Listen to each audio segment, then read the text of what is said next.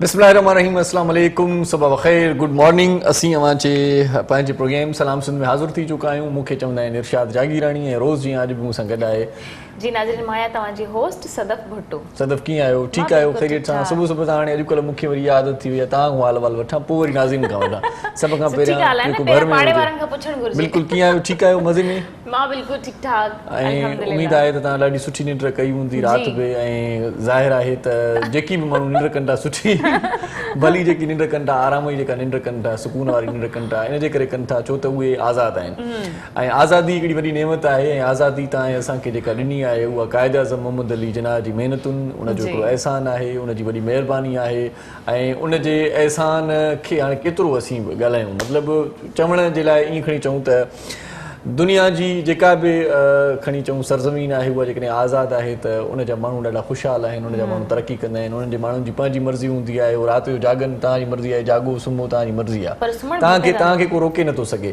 तव्हां पंहिंजनि इबादत गाहुनि में वञो, तव्हां मस्जिद में वञो, तव्हां मंदर में वञो, तव्हां गिरजाघर में वञो, तव्हां कहिड़े बि मज़हब सां तालुक़ु रखो था, को बि जेकॾहिं मज़हबी ॾिणु मल्हाइणु चाहियो था, तव्हांखे को रोकण वारो न आहे, तव्हांखे को टोकण वारो न आहे। ऐं मज़े जी ॻाल्हि इहा आहे त असां जेकी ॾाढे ज़बरदस्त तरीक़े सां सुठे नमूने सां पाकिस्तान खे ऐं पाकिस्तान जी सलामतीअ जे लाइ जेकी कोशिशूं कयूं था, जेकी असांजा ईअं खणी चऊं आला ऐवाननि में जेकी माण्हू वेठल आहिनि, उहे बि सुठे नमूने सां अॻिते वधाइण जी कोशिशुनि में रुधल आहिनि। लाह चढ़ा ईंदा रहंदा आहिनि, कॾहिं कॾहिं हेठि ऐं कॾहिं कॾहिं मथे असीं थी वेंदा आहियूं, अप डाउन्स थींदा रहंदा आहिनि, पर सुठी ॻाल्हि इहा आहे त पाकिस्तान जी सलामती ऐं बका जे लाइ पाण सभई हिकु हूंदा आहियूं ऐं पाण सदाईं ॿिट बणियल हूंदा आहियूं। अॼु क़ाइद आज़म मोहम्मद अली जिन्ना जी 72वीं वरसी आहे, ऐं अॼु क़ाइद आज़म मोहम्मद अली जिन्ना साहिब खे असांखां विछड़े 72 वरिया गुज़री विया। ऐं थोरी देरि पहिरियां क़ाइद आज़म मोहम्मद अली जिन्ना जी मज़ार ते कराचीअ में ई गार्ड ऑफ ऑनर उन्हनि खे पेश कयो वियो आहे। सदर पाकिस्तान आरिफ अलवी साहिब उते मौजूदु आहिनि, ऐं उनखां सवाइ सैयद मुराद अली शाह साहिब जेको CM आहे पंहिंजो सिंध जो, उहे पिणु मौजूदु आहिनि, ऐं गवर्नर इस्माइल साहिब बि उते मौजूदु आहिनि। इहे सभई जेकी बि पाक बहरिया जा ख़ासि तौर ते जेकी सरबराह आहिनि, जेकी फ़ौजी नुमाइंदा आहिनि, जेकी अमलदार आहिनि, उहे पिणु क़ाइद आज़म मोहम्मद अली जिन्ना खे सुर्ख़ सलाम पेश कनि था, उनखे ट्रिब्यूट पेश कनि था, असीम सलाम पेश कयूं था, उन जा अहसान मञूं था। ऐं छा चऊं, तव्हां रोज़ु चवंदा आहियो गानो ॻायो, अॼु दिलि चए थी त मां क़ाइद आज़म मोहम्मद अली जिन्ना जी शान में बसि तूं चवां। यूं दी हमें आज़ादी के दुनिया हुई हैरान, ऐ क़ाइद आज़म तेरा एहसान है एहसान, यूं दी हमें आज़ादी के दुनिया हुई हैरान, ऐ क़ाइद आज़म तेरा एहसान है एहसान, ए क़ाइद आज़म तेरा एहसान है एहसान। सो क़ाइद आज़म मोहम्मद अली जिन्ना जी अणथक कोशिशूं, अलामा इक़बाल साहिब जो ख़्वाबु ऐं फातिमा जिन्ना जो उन्हनि साथ, ऐं गॾोगॾु जेकी बि उन वक़्त जा अज़ीम दानिश्वर, अज़ीम लीडर, अज़ीम सियासतदान थी गुज़रिया, उन्हनि सभिनी जी वॾी महिरबानी आहे जिन असांखे पाकिस्तान ॾिनो, ऐं पाकिस्तान जहिड़ी ज़बरदस्त सरज़मीन ते, ज़बरदस्त मुल्क में पाण आज़ादु फ़िज़ाउनि में अॼु बाक़ाइदगीअ सां साहु खणूं था ऐं तव्हां सां मुख़ातिब आहियूं। हाणे तव्हां हाल वाल जेकी ॾिसो था उहे तव्हां ठीकु हूंदो उमेद आहे। कॉल कयो असांजे प्रोग्राम में शामिल थियो, पंहिंजी राय खां बि असांखे आगाह कंदा रहो। जेके हाणे अॼु स्पेशल गेस्ट आहिनि उन्हनि सां बि तव्हांखे ज़रूरु मिलाईंदासीं। जेकॾहिं उन्हनि सां तव्हांखे कोई सवाल करिणो आहे, कुझु मालूमात करणी आहे, त तव्हां असांजे प्रोग्राम में कॉल करे शामिल थी सघो था, असां सां गुफ़्तगू करे सघो था, पंहिंजा मसइला मसाइल बि ॿुधाए सघो था, मे बि शायदि असां बि डिस्कस करे कोई हल कढी सघूं था। सही सही सही, जेकॾहिं हल न कढंदासीं त ॻाल्हि तव्हांजी ज़रूरु पहुचाईंदासीं तव्हांजे प्यारनि ताईं, या जेकी वस वारा माण्हू आहिनि जेकी पंहिंजे प्यारनि खे कंहिंखे मैसेज ॾियणु चाहियो था, त उहो बि असांजे प्रोग्राम जे ज़रिए तव्हां उन्हनि खे मैसेज पहुचाए सघो। बिल्कुलु, अॼु जुमे जो बाबरकत ॾींहुं आहे, जुमे जी नमाज़ में पढ़िजो, दुआउनि में असांखे यादि कजो, ऐं असीं तव्हांखे पंहिंजी दुआउनि में यादि कंदासीं। सभिनि खे बि सभिनि खां पहिरियां त जुमा मुबारक। जुमा मुबारक तव्हांखे बि। अस्सलाम वालेकुम। सो बहरहाल जेकी मोज़ महिमान असांजे प्रोग्राम में ॾिसो हूंदा आहिनि, उहे यकीनन कंहिं न कंहिं शोबे सां वाॻियल हूंदा आहिनि, ऐं उन्हनि जे ईअं खणी चऊं त कम बाबति असीं ॻाल्हाईंदा आहियूं ऐं उन्हनि खां ॼाण वठंदा आहियूं। ऐं ख़ासि तौर ते असांखे उहा ॼाण मिलंदी आहे जेका ॼाण असां शायदि पहिरियां असांजे ज़हन में दिमाग़ में न हूंदी आहे, उहे ॻाल्हियूं हिन प्रोग्राम वटां सिखण में मिलंदियूं आहिनि। सो अॼु जेकी ॻाल्हियूं थींदियूं उहे तव्हांजे साम्हूं थोरी देरि में करण वारा आहियूं। पाण सुठो हिकिड़ो तजिया निगार असां वटि मौजूदु आहे, मुआशी माहिर बि आहे, ऐं जीअं पाण कॾहिं कॾहिं ज़िक्र कंदा आहियूं त जीअं अप डाउन्स जो मां ज़िक्र कयो, पाकिस्तानी जेका मईशत आहे उहा कॾहिं कॾहिं हेठि मथे थिए थी, ऐं तमामु घणा पाण खे ॾुखिया मरहला बि कटणा पवनि था, ॾुखिया ॾींहं ॾिसणा पवनि था। इहो सभु छा आहे, छा करणु घुरिजे छा न करणु घुरिजे, कहिड़ियूं प्लैनिंग्स आहिनि जेकी ग़लति आहिनि, कहिड़ियूं प्लैनिंग्स आहिनि जेकी करणु घुरिजनि उहे ठीकु आहिनि, दुरुस्त आहिनि, उन्हनि ते पाण ॻाल्हाईंदासीं। मुआशी माहिर तजिया निगार मुख़्तलिफ़ चैनल्स ते तव्हांखे नज़र ईंदो आहे। अॼु असांजे प्रोग्राम में बि आयो आहे, उनखे भलीकार चऊं था, नदीम बाक़ी मौलवी साहिब। अस्सलाम वालेकुम। वालेकुम अस्सलाम। सर जी कैसे हैं? ठीक है, अल्लाह का शुक्र। आपका इंट्रो इतना बेहतरीन मुझे लगा, और ख़ास तौर पे आपका जो आपने कहा ना, आप अपने मसाइल, अपने प्रॉब्लम्स का हल जो है आप फ़ोन करके देखें। जब प्रॉब्लम आती है ना, किसी भी किस्म के मसले मसाइल आते हैं जी जी, तो इंसान मशवरे से, गुफ्तगू से उसको हल करता है। और मैं ये समझता हूँ कि अल्लाह पाक ने इंसान को ऐसा बनाया है कि कोई ऐसा मसला नहीं है जो इंसान हल नहीं कर सकता। सही सही सही। और आपने जो कायदे आज़म के बारे में बताया, तो ये आज पाकिस्तानी नहीं, अंग्रेज भी कायदे आज़म को मानते। और मजे की बात ये जी, हिंदुस्तान जो हमारा दुश्मन है ना, वो भी कायदे आज़म को मानता है, और वो कायदे आज़म के बारे में अपने बच्चों को पढ़ाते हैं। यानी one of the great leaders world के जो समझे जाते हैं वो है कायदे आज़म। सही सही। जिस तरह से हम गांधी साहब को कभी कभार याद करते हैं और अच्छे अल्फाज में याद करते हैं, तो उसी तरह से वहाँ पर चर्चा असल देखिए, मेन चीज ये होता है जो अच्छाई है वो चाहे आपके दुश्मन की हो, उससे भी इंसान को सीखना चाहिए। सही सही सही। तो यहाँ पे हम पाकिस्तान में आज जिस जगह पे मौजूद है इस वक्त, तो ये सब उन बुजुर्गों की मेहरबानी है कि हमें पाकिस्तान मिला है। आगे बढ़ने के लिए अब उन्होंने जो किया और उनकी जो किताबें उन्होंने लिखी, उन्हें पढ़ के हम बहुत चीजें सीख। सही सही सही। इसमें मज़ीद बात करते हैं आज। बहुत शुक्रिया कि आप हमारे प्रोग्राम में तशरीफ़ लाए। असां सां गॾु ॿियो घर बाती बि हूंदो आहे, असांजो पुराणो साथी बि हूंदो आहे। केरु हूंदो आहे? मोहरम नवाज़। मोहरम नवाज़ साहिब। मोहरम नवाज़ साहिब, तव्हांखे भली ॻाल्हि चऊं था। नवाज़ चवण जी, मोहरम नवाज़ चवण जी। अलाह साईं तव्हांखे नवाज़े साईं, नवाज़े करे चयोसीं, तव्हां नवाज़ बि थी वञो। ऐं ॿिया महिमान असांजा जेकी अचणा आहिनि उन्हनि जो तारीफ़ थोरी देरि में असां तव्हां सां ऐं असां पाण सां बि कराईंदासीं ऐं ॾिसंदड़नि तव्हां बि कराईंदासीं। सो अॼु तमामु घणी सुठी गुफ़्तगू, रोज़ जीअं सुठो प्रोग्राम थियण वारो आहे। तव्हां सां गॾु हूंदो, काॾे बि न वेंदो, असांखे पक आहे नंढड़ी हिकिड़ी साई वठूं था, साई वठूं। जी नाज़रीन, हलंदासीं हिकिड़े कमर्शियल ब्रेक जी तरफ़। ब्रेक खां पोइ जल्द वापसि था अचूं। असां सां गॾु रहिजो। सलाम सिंध।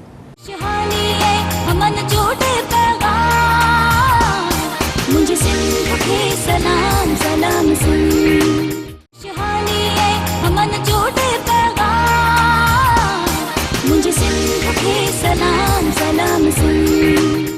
जी भलीकार चऊं था तव्हांखे पंहिंजे प्रोग्राम सलाम सिंध में हिकु भेरो वरी तव्हांखे कोच ॾियूं था। तव्हां अॼु के प्रोग्राम में टेलीफोन करे मोज़िज़ महिमाननि खां को सवाल बि करे सघो था।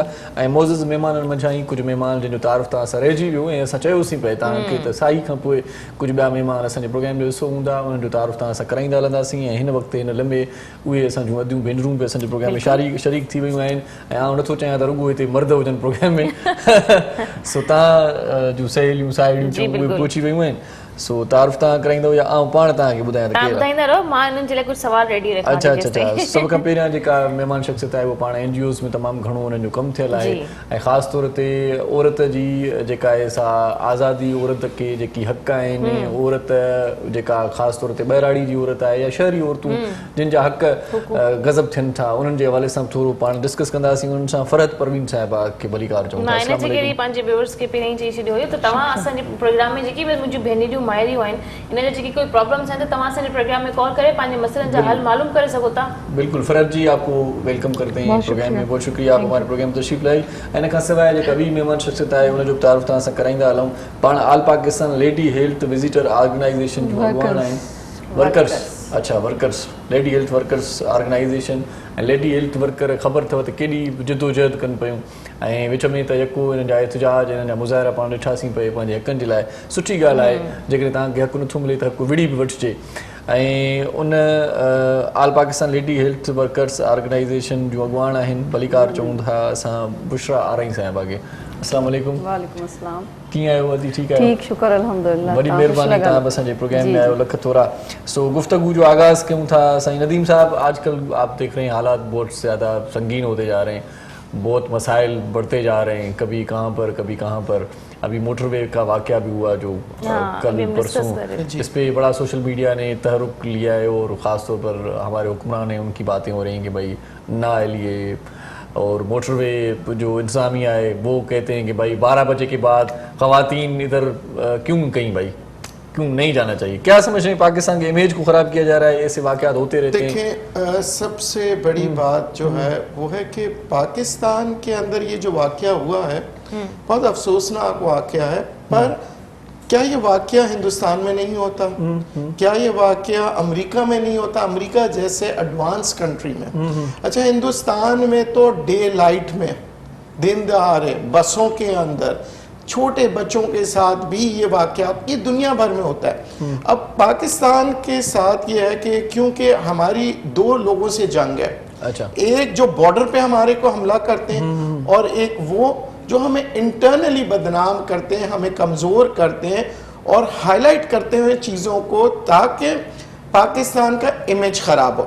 دیکھیں جو افسوسناک واقعہ ہوا ہے، بلکہ دنیا میں کہیں پہ بھی ہوتا ہے، ہندوستان میں بھی ہوتا ہے، ہمیں افسوس ہوتا ہے، ہر انسان کو ہوتا ہے، پر اس کے واقعے کو اتنا اچھالنا، اس کو ایک ایشو بنانا، تو یہ میں سمجھتا ہوں غلط ہے. جی اگر ہم سب کو ہمدردی ہے تو ہمیں کوشش یہ کرنا چاہیے کہ بہتر سے بہتر کریں. دیکھیں اگر ہم بات کرتے ہیں کہ اگر اسٹیٹسٹک اٹھا کے دیکھ لیں، گوگل آج کل آپ کو سب کچھ بتا دیتے ہیں، آپ انٹرنیٹ کے زمانے آپ دیکھیں تو ورسٹ کنٹری جو سمجھا جاتا ہے نا جو عورتوں کے لیے، وہ ہے جی ہندوستان، جہاں پہ ریپ کیسز بہت زیادہ ہوتے ہیں، امریکہ جہاں پہ 13 سال کی بچیوں کے ریپ کیسز ہوتے ہیں، اور بہت سی جو عرب ممالک ہے وہاں پہ بھی ہوتا ہے پر رپورٹ نہیں ہوتا. صحیح. اب پاکستان کے اندر یہ ہے کہ یا تو کہتے ہیں میڈیا بہت آزاد ہے اور وہ چاہتے ہیں کہ لوگوں تک اویئرنیس ہو تو ہر چیز کے بارے میں بتاتے ہیں، پر یہاں پہ جو سوشل میڈیا ہے، اب بچے جو ہے وہ جرنلسٹ بن گئے، اب ان کو راتوں رات مشہور ہونا ہے، تو وہ اس میں مرچ مسالہ، جیسے ہمارے زمانے میں ایک اخبار ہوتا تھا، نام لیتے ہوئے میں سمجھتا ہوں، نام لے ہی لیتا ہوں تاکہ سب کو، ایوننگ اسپیشل، اس میں لکھا ہوتا تھا نور جہاں مر گئی، نور جہاں مر گئی. جب ہم پڑھتے تھے تو لکھا ہوتا تھا کہ جی اورنگی ٹاؤن کی نور جہاں، اور ہیڈنگ دیتے تھے ایسے جیسے ملکہ نور جہاں. تو وہ اخبار بکتا تھا اور لوگ تو اس قسم کی خبریں. اچھا ISPR نے بھی خاص طور پہ لوگوں کو کہا ہے کہ دیکھیں جو ایسے عناصر ہے ان سے بچیں، اور ایسے جو کہ مطلب مختلف افواہیں پھیلاتے ہیں ان کو شیئر نہ. مطلب آپ کہنا چاہ رہے ہیں کہ پاکستان کا نام خراب کیا جا رہا ہے زیادہ ہائی لائٹ کر کے. اچھا اس حوالے سے کل سوشل میڈیا پہ ایک اور بات بھی چل رہی تھی کہ بنگلہ دیش میں 7 ریپسٹ کو مطلب موت کی سزا سنائی گئی، اور جج نے جو آخر میں ریمارکس دیے وہ انہوں نے یہ لکھا کہ یہ پاکستان نہیں ہے، یہاں پر انصاف ہوگا. یہ بہت بڑی حیران کن بات تھی، وہاں کے جج کے ریمارکس اس طرح کے میں نے سوشل میڈیا پہ دیکھا، تو مطلب اتنا نام خراب ہو چکا ہے. بات یہی ہے، آپ کو میں آج آپ کو بتا دوں، پاکستان اور بنگلہ دیش کے اگر آپ کمپیریزن کریں نا، جتنا چائلڈ لیبر بنگلہ دیش میں ہے دنیا بھر میں، میری بہن ہیومن رائٹس اور ورکرز کا ان کو پتا ہوگا، جتنا مطلب 12 سال 8 سال 6 سال کے بچوں کے ساتھ زیادتیاں ہوتی ہیں، اور جیسے کہتے ہیں ہیومن رائٹس والے اس کے اوپر لڑ ہوتے ہیں. پر بات یہ کہ ہم نے پاکستان نے کبھی کسی کے بارے میں یہ باتیں نہیں کہی ہے. پاکستان اپنی جنگ لڑتا گیا، چاہے وہ طالبان سے ہو، چاہے وہ ہندوستان سے ہو، اور صرف اس لیے انسانیت کے خاطر. ہماری 9/11 کی ہماری تو جنگ نہیں تھی، ہم کیوں لڑے؟ اچھا اس پہ مزید بات کرتے ہیں، لیکن فرد صاحب ہمارے ساتھ ہیں، تو فرد آپ کیا کہیں گی؟ متفق کہیں اس حوالے سے رائے سے؟ آپ کی اپنی رائے کیا ہے؟ لیکن میرا ایک آپ سے اس ٹاپک کے علاوہ بھی ایک سوال ہے. بھی انہوں نے جو ایک بات کہی کہ رات کو خواتین کو 12 بجے کے بعد نہیں جانا چاہیے تھا، وہاں کیوں گئی؟ کیا مطلب ہے؟ مطلب جینٹس کا جب دل چاہے وہ رات کو نکل جائے، ہمارا کوئی حق نہیں، ہمارے کوئی رائٹس نہیں، ہمارا دل نہیں ہے کہ ہم باہر نکلیں گھومیں پھریں؟ وہ تو دیکھو ایک تو بچی کے ساتھ اٹیک ہو گیا، لیکن یہ کیا بات ہو گئی کہ خواتین کو باہر 12 بجے کا کیا کام تھا؟ یہ کیا بات ہو گئی؟ جی بہت شکریہ سن ٹی وی کا، بہت شکریہ. لیکن میری جو ریکویسٹ ہے نا، دیکھیں وہ یہ کہ انسان جب اپنی غلطی مان لیتا ہے تو وہ اس کو صحیح کر لیتا ہے. اچھا. اور اگر ہم بار بار یہ کہتے رہیں کہ ہمارا فلانا بھی دشمن ہے اور ڈمکانا بھی دشمن ہے، تو کوئی آپ کا دشمن نہیں ہے، آپ خود اپنے دشمن ہوتے ہیں اگر آپ اپنی غلطی کو تسلیم نہیں کرتے. پاکستان جو ہے، اگر فیکٹس اینڈ فگرز کی بات کی جائے تو بہت ہی افسوس کی بات یہ ہے کہ دنیا کے جو بالکل نیچے کے 3 ممالک ہیں، पाकिस्तान का शुमार उनमें होता है कि जिसमें आप ये देखते हैं कि औरतों के साथ आपका रवैया क्या है। पाकिस्तान में बहुत वाइड स्प्रेड औरतों के साथ तशद्दुद है, चाइल्ड लेबर है, ह्यूमन राइट्स की वायलेशन है, और ये कोई खुशी की बात नहीं है। और जो लोग भी इसके ऊपर बात कर रहे होते हैं उनके ऊपर गद्दारी का टैग लगाना जो है ये बहुत ही अफसोसनाक बात है। उसके तो मेरी रिक्वेस्ट ये है सब लोगों से, जो भी हमारे साथी अब यानी हम सब पाकिस्तानी हैं, तो जो प्रॉब्लम्स हैं हमें उसको मानना पड़ेगा। अगर हम नहीं मानेंगे तो हमारे यहाँ एक डिक्टेटर होते थे जिनका ये कहना था कि अगर आपने कनाडा और अमेरिका जाना होता है तो आप अपने आप को रेप करवा के और अपनी खबरें लगवा के और बाहर चले जाते हैं। ये भी हमारे हाईएस्ट पोस्ट के ऊपर जो लोग मौजूद थे उन्होंने ये भी कहा हुआ है। तो ये जहनियत है यहाँ लोगों की। तो जो आप बात कर रही थी कि औरत से CCPO लाहौर ने ये कहा कि खातून जो है वो जा ही क्यों रही थी, वो GT रोड से जाना था, वो GT रोड से जाना चाहिए था, तो फ्यूल चेक करना चाहिए था। मोटरवे जो है वहाँ पे पुलिस है और लोग उसको ज्यादा सिक्योर ख्याल करते समझते हैं। बिल्कुल मैंने खुद बहुत सफर किया है, हम भी खुद ये समझते हैं, आपने भी किया होगा। तो वहाँ पे इस तरह के वाकयात होना जहाँ पे इस कदर आपकी सिक्योरिटी कैमरा लगे हुए होते हैं, उनके चालान तो फटाफट कट जाता है। तो और उन्होंने कॉल करके भी बताया कि मुझे ये प्रॉब्लम है, मुझे हेल्प आउट किया जाए, और उन्हें नहीं किया गया। तो बजाय इसके कि मर्द अपनी जहनियत को सही करें, बजाय इसके कि वो औरतों पे तशद्दुद करना बंद करें, जानवरों और बच्चों के साथ और औरतों के साथ ज्यादती करना बंद करें, जो पुलिस है हमारी, जो हाईएस्ट लेवल ऑफ पुलिस है पंजाब का, लाहौर का, अगर वो ये कहे कि आप खातून को खुद ख्याल करना चाहिए, तो जो विक्टिम ब्लेमिंग होती है हमारे यहाँ, जिसके साथ ज्यादती हुई है, उसी को कहा जाता है कि आपको ख्याल करना चाहिए था, एज इफ के बाहर जो जंगली जानवर घूम रहे हैं। बल्कि हकीकत यह है कि जंगली जानवर भी ये नहीं करते जो कि हमारे यहाँ हो रहा है। मतलब कानून को दुरुस्त करने के बजाय और जो उनकी जिम्मेदारी थी, जो आपके जो ट्रैफिक एहलकारों की जो रिस्पॉन्सिबिलिटी थी, मोटरवेज वालों की जो रिस्पॉन्सिबिलिटी थी, जो ओवरऑल पंजाब पुलिस की जो जिम्मेदारी थी, बजाय वो उसको पूरा करने के, अपनी जिम्मेदारी लेने के, वो उस खातून को ब्लेम कर रहे हैं कि अपनी गलती छुपाने के लिए ना अगला बंदा अगले को कहते नहीं तुम खराब थे, तुम्हारी वजह से। और औरत के साथ अगर बुरा हुआ तो औरत ही गलत है। चलिए इस पे मजीद बात करते हैं। और बुशरा आ रही साहिबा बस गॾु उन सां कचहरी कंदासीं। नड़ी साई जो वक़्तु थियो आहे, पहिरियां साई वठूं, उन खां पोइ वरी जेको आहे मोटी अचूं था, त हाल वाल कटियूं था ऐं कचहरी कयूं था। असां सां गॾु रहिजो। असां लंदासीं हिकिड़ी नंढड़ी कमर्शियल ब्रेक जे तरफ़। ॾिसंदा रहिजो सलाम सिंध।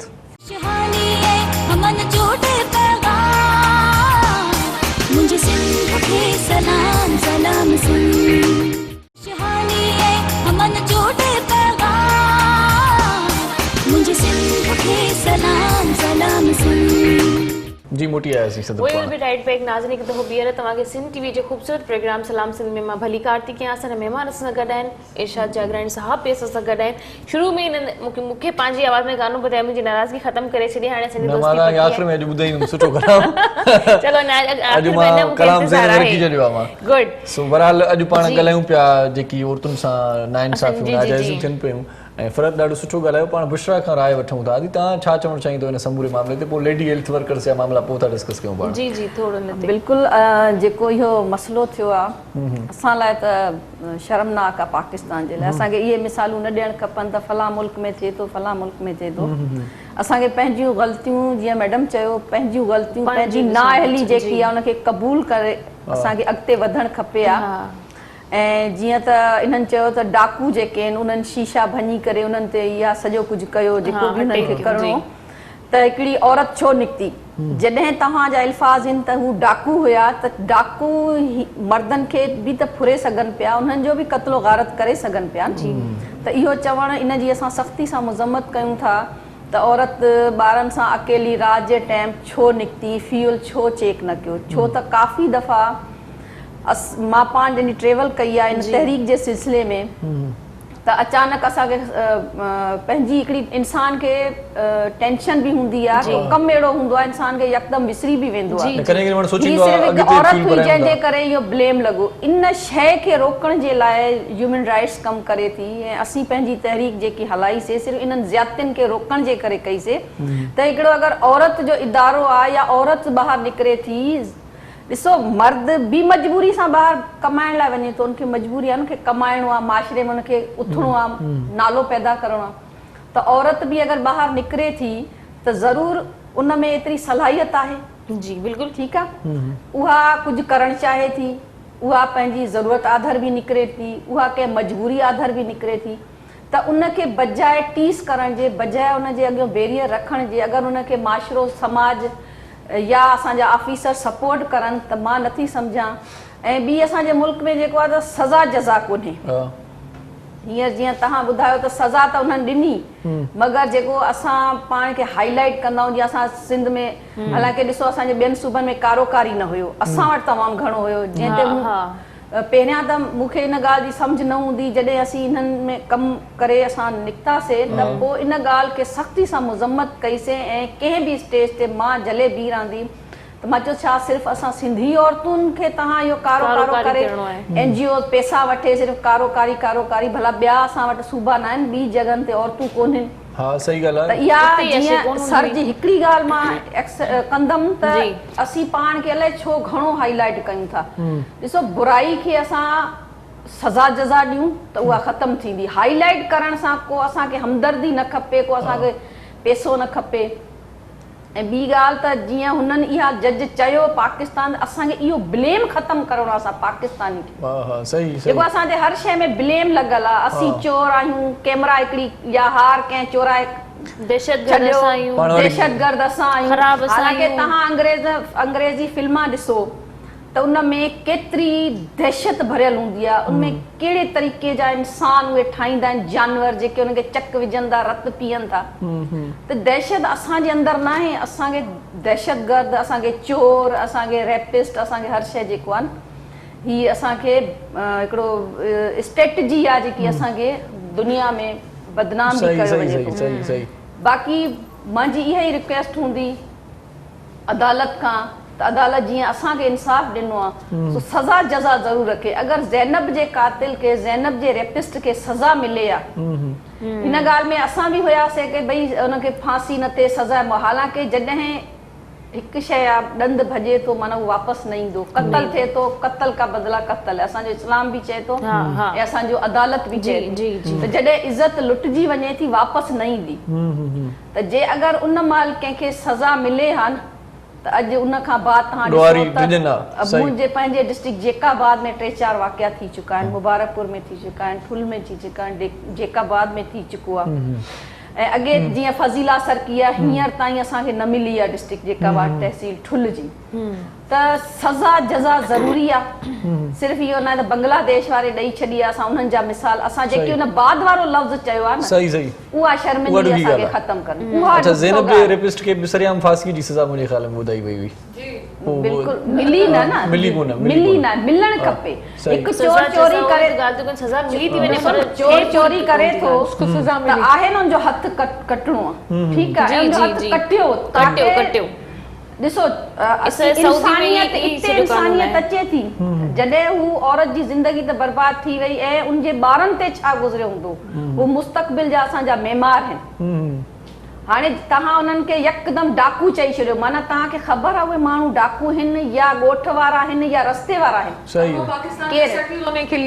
फ्रांस से वो लोग पाकिस्तान सेटल होने के लिए आए कि हम अपने मुल्क में रहेंगे, तो अपने बच्चों को उनके सारे रिश्तेदार ऑस्ट्रेलिया में रहते हैं मेरे ख्याल में, फ्रांस में रहते हैं, और वो गुजरांवाला यानी बच्चों की जो घर है, उनके हस्बैंड का जो घर है वो गुजरांवाला में है, तो वहाँ वो अपने बच्चों को लेकर आई कि यहीं रहेंगे अब हम, तो बजाय इसके कि आप उनको शर्मिंदगी होनी चाहिए, मुझे नहीं समझ आता कि इसमें शर्मिंदा ना होने वाली कौन सी बात है, ऐसा कौन सा कारनामा है जिसके ऊपर हम शर्मिंदा ना हो।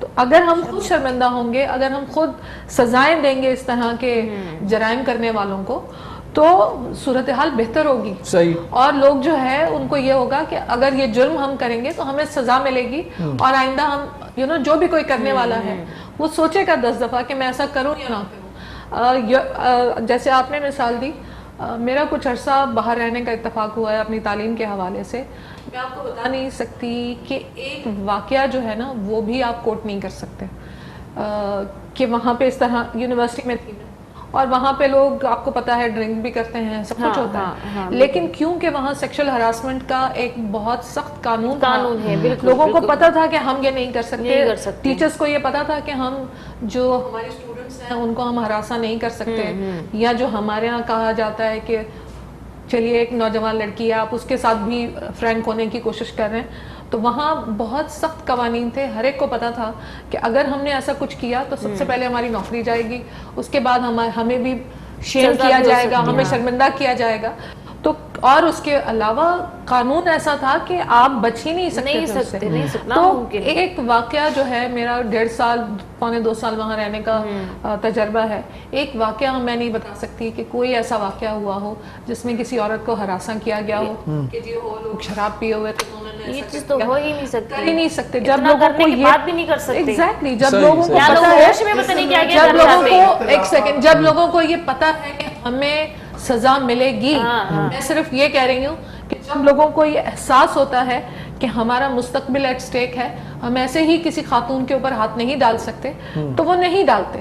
لیکن اگر امریکہ جیسا ملک ہے جس میں لاقانونیت ہے, ہر طرح کی لاقانونیت ہے, تو اس کی مثال دے کے ہم اپنے ضمیر کو مطمئن نہیں کر سکتے کہ جی وہاں پہ یہ ہو رہا ہے تو ہم بھی کر سکتے ہیں. یونیورسٹی में असांजी ठुल जी जेकी हिंदू छोकिरी सां छा कयो, उन खां पहिरियां हिकिड़ी यूनिवर्सिटी जी छोकिरी सां छा सज़ा ई न मिली न, हालांकि ख़बर आहे त लेक्चरर आहे फलां आहे उस्ताद आहे छा. उन खां अलावा तव्हां ॾिसो ट्यूशन वीडियो ठाहे करे ॾिनी आहे, उनखे सज़ा न आहे. तव्हां रंगिया खान जो वाक़ियो ॾिसो, जेको ॿारनि जे साम्हूं उन्हनि खे गोलियूं हणी पुलिस वारनि या जंहिं बि उनखे मारियो, उनखे छा सज़ा मिली? सज़ा न आहे.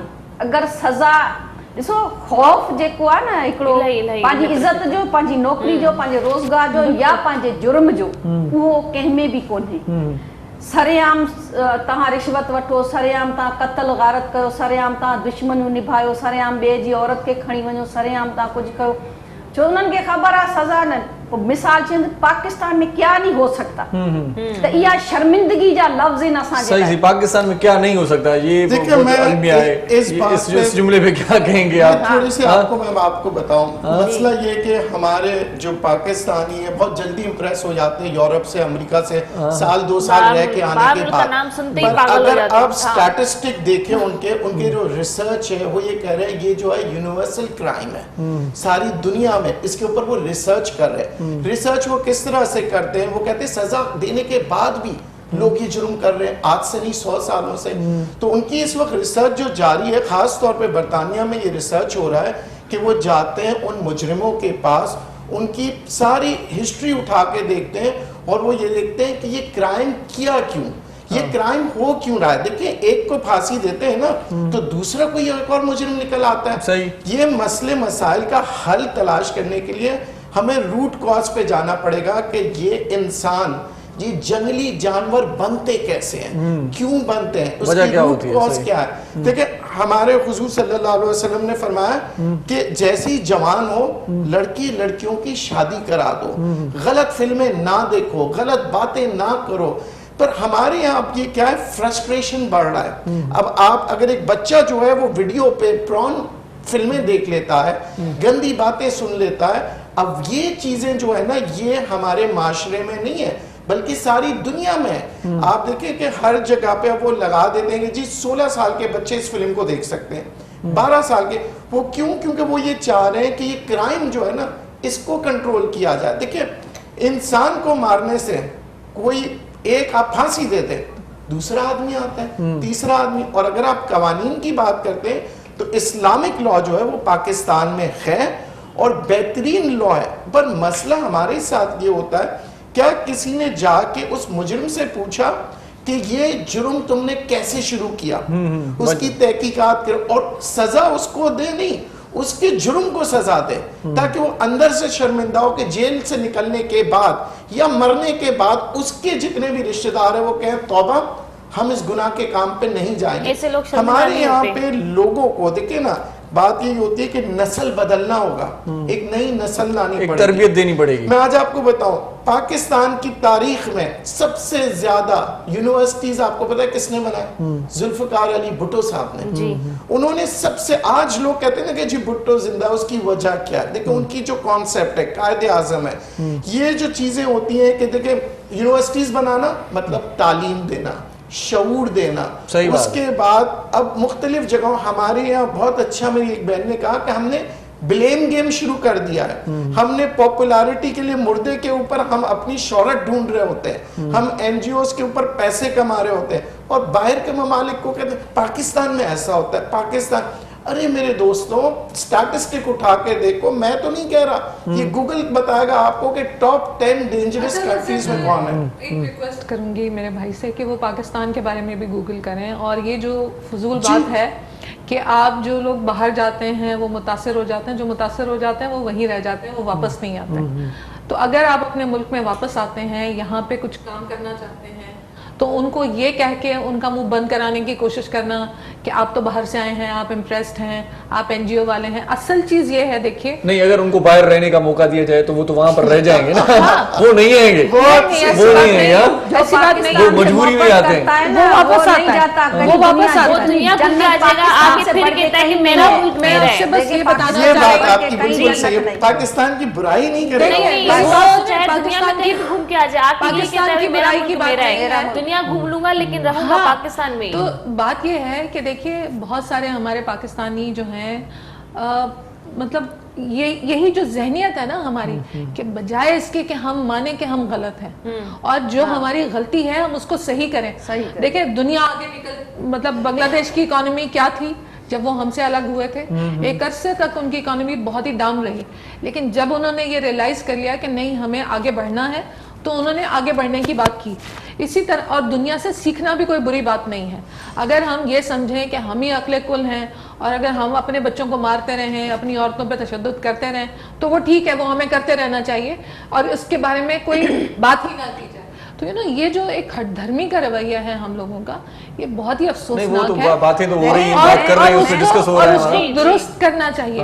मैं आपको एक और बात कहूँ कि हमारा जो सिंधी मीडिया है उसमें जिस तरह से रिपोर्टिंग होती है इश्यूज के हवाले से, वो बाकी जगहों पे नहीं होती। मसलन हमारा पूरे पाकिस्तान में काम करने का तजर्बा है, तो मैं आपको बताऊं कि और मैं सिंध के हवाले से वापस आऊंगी कि बाकी जगहों पे इस तरह से रिपोर्टिंग नहीं होती है, इस तरह से इश्यूज को रिपोर्ट नहीं किया जाता है, और जब ब्लेम आता है तो सिंध में ऐसा हो गया। बात यह है कि यहाँ पे रिपोर्टिंग हो रही है, आप रिपोर्ट नहीं कर रहे। अब अगर ये वाकया मोटरवे पे ना हुआ होता, मिसाल के तौर पे जीटी रोड पे होता, तो इसको इतना हाईलाइट नहीं किया जाता। जीटी रोड पे हुआ, वो खातून एक अवेयर सोसाइटी से आई हैं, और बार बार मैं फिर आपसे कहूँगी कि पाकिस्तान के बारे में भी बात करें कि अगर इस मुल्क में तशद्दुद हो रहा है, इस मुल्क में अगर नाइंसाफ़ी है, तो जब तक हम इसे नहीं मानेंगे, जिस गूगल की आप बात कर रहे हैं, मुझे नहीं पता कि पाकिस्तान के बारे में आपको कोई आदाद शुमार क्यों नहीं मिले कि हम तशद्दुद करने वाले ममालिक में, औरतों के ऊपर तशद्दुद करने वाले ममालिक की जो मेरा ख्याल है दूसरा या तीसरा नंबर है पाकिस्तान का। तो हमें अच्छी चीजों में, से पूछ लेते हैं, छोटा सा तो हम अच्छी चीजों में आगे बढ़े बजाय इसके कि हम बुरी चीजों में आगे बढ़े। नाज़रीन, हलंदा से हिकिड़े नंढड़े कमर्शियल ब्रेक जे तरफ़, ब्रेक खां पोइ जल्द वापसि था अचूं। असांजी गुफ़्तगू जारी आहे, असां सां गॾु रहिजो। शहानी है अमन जोड़े पैगाम, मुझे सिंध के सलाम सलाम सुन। शहानी है अमन जोड़े पैगाम, मुझे सिंध के सलाम सलाम सुन। जी, सलाम सिंध में एक बार वरी तव्हांखे भलीकार चऊं था। किस्सो तमामु वॾो संगीन थी वियो आहे। असां माना आफेयर बि माना ईअं वेड़ांद शुरू थी वई आहे। सो इन वेड़ खे ख़तमु कयूं था, झेड़े ख़तमु कयूं था। अॼु कायदे आज़म मोहम्मद अली जिन्ना साहिब जंहिं पाकिस्तान तमामु घणो एहसान कयो ऐं असांखे आज़ादु मुल्क हिकिड़ो ॾिनो अथई। अॼु हुननि जी 72वीं वरसी बि आहे, सो दिलि चवे थी त उन्हनि खे बि ट्रिब्यूट पेश कयूं। ऐं मोहरम नाज़ साहिब हिकिड़ो ॾाढो सुठो कलाम तयारु कयो आहे। मोहरम नाज़ को सुन लेते हैं, उसके बाद चेंज करे छॾियो। जी साईं, ॾाढी सुठी गुफ़्तगू हले पई, पर इहो ज़रूरु आहे त असां ख़ुशनसीब आहियूं, असांखे इलाही मुल्क ॾिनो आहे, जी पंहिंजी आज़ादी सां आहियूं, बेशक, ठीकु आहे। ऐं क़ाइदे आज़म जी फ़िक्र ऐं उन में उनजी दुआ शामिलु आहे। उन दुआ सां गॾु ही पेश खिदमत आ। जी बिल्कुल।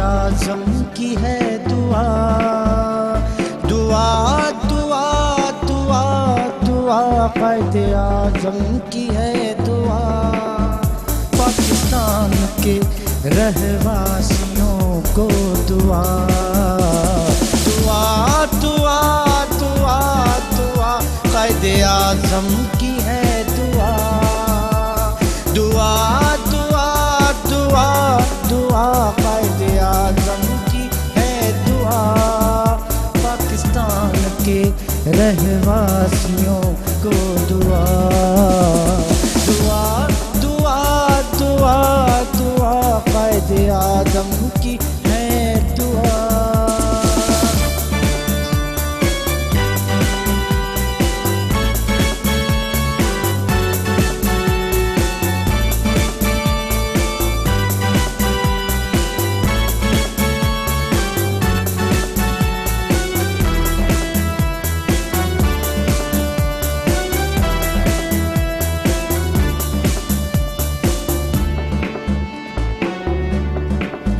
अपना झंडा हमेशा रहेगा, चांद तारा चमकता रहेगा,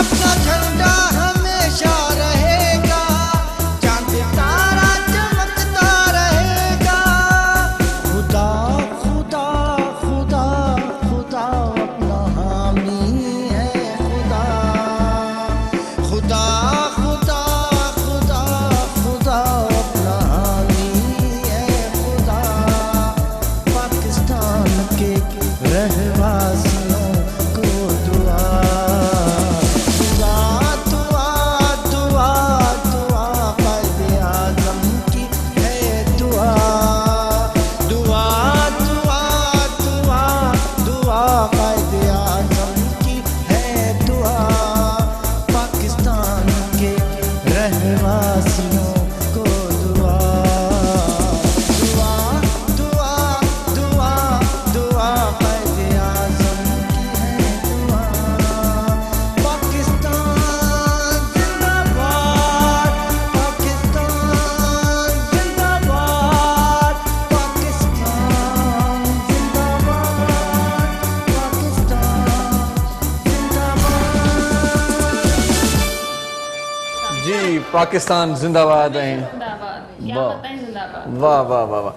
सो नदीम भाई, आजकल कराची के हालात देख रहे हैं, कराची की सूरत हाल और ख़ास तौर पर कराची पैकेज का ऐलान हुआ वज़ीर आज़म साहब ने जो किया, उस पैकेज में भी लोग कहते हैं कि पता नहीं किस तरह का पैकेज है, तो थोड़ी सी रोशनी उस पर हो जाए, कराची के लिए कितना फ़ायदेमंद है ये पैकेज। देर लगी आने में, तुमको शुक्र है फिर भी आए तो। हाँ हाँ, आस ने दिल का साथ न छोड़ा, फिर भी हम घबराए तो। वाह वाह वाह। तो बात क्या है कि लेकिन घबराना नहीं है। ये घबरा हम इसलिए रहे हैं कि पाकिस्तान की एक रिवायत है, वो ये है कि हम माशाल्लाह से अगर जल्जला आ जाए, सैलाब आ जाए, कोई भी मुसीबत आ जाए, तो हर आदमी आगे बढ़ता है, सही सही, मेहनत करता है उस मसले मसाइल को हल करने की। पर छोटी सी एक अर्ज है, वो हल जो होता है वो आर्जी होती है। सही सही। अब हमें एक कौम, एक मुल्क होके जिनके, अब हमें ये नहीं देखना चाहिए कि जी सिंध हुकूमत या पंजाब हुकूमत या फेडरल गवर्नमेंट, हमें एक कौम होके काम करना पड़ेगा जी, ताकि हम आगे बढ़े। सही। और ये बहुत ही खुशाइन बात है कि इस दफा आपके सीएम साहब, आपके इमरान खान साहब, सब एक ही प्लेटफॉर्म में बैठे और सबकी एक ही आवाज है। क्या है کہ جی ہمیں پاکستان کو ڈیولپ کرنا ہے, اور اگر پاکستان کو ڈیولپ کرنا ہے تو کراچی جو پاکستان کا دل ہے, جو کما کے دے رہا ہے, جو کاروباری سینٹر ہے, تو یہاں پہ اب لوگوں کا فوکس ہے. اور اب دیکھیں سٹیپ بائی سٹیپ جو چیزیں ہمارے مسئلے مسائل چلتے چلے آ رہے تھے اس کو ہم حل کرنے کی طرف جا رہے ہیں. صحیح تو یہ اچھا پیکیج ہے.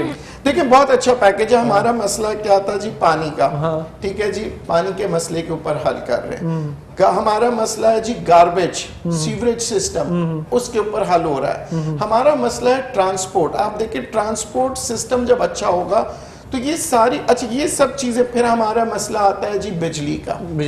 اب یہ مسئلے جب حل ہوں گے تو معاشی طور پہ جو پاکستان میں کراچی میں خاص طور پہ جو کام کر رہے ہیں ان کے لیے آسانی ہوگی کہ انٹرنیشنل مارکیٹ کے اندر کمپیٹ کرنا.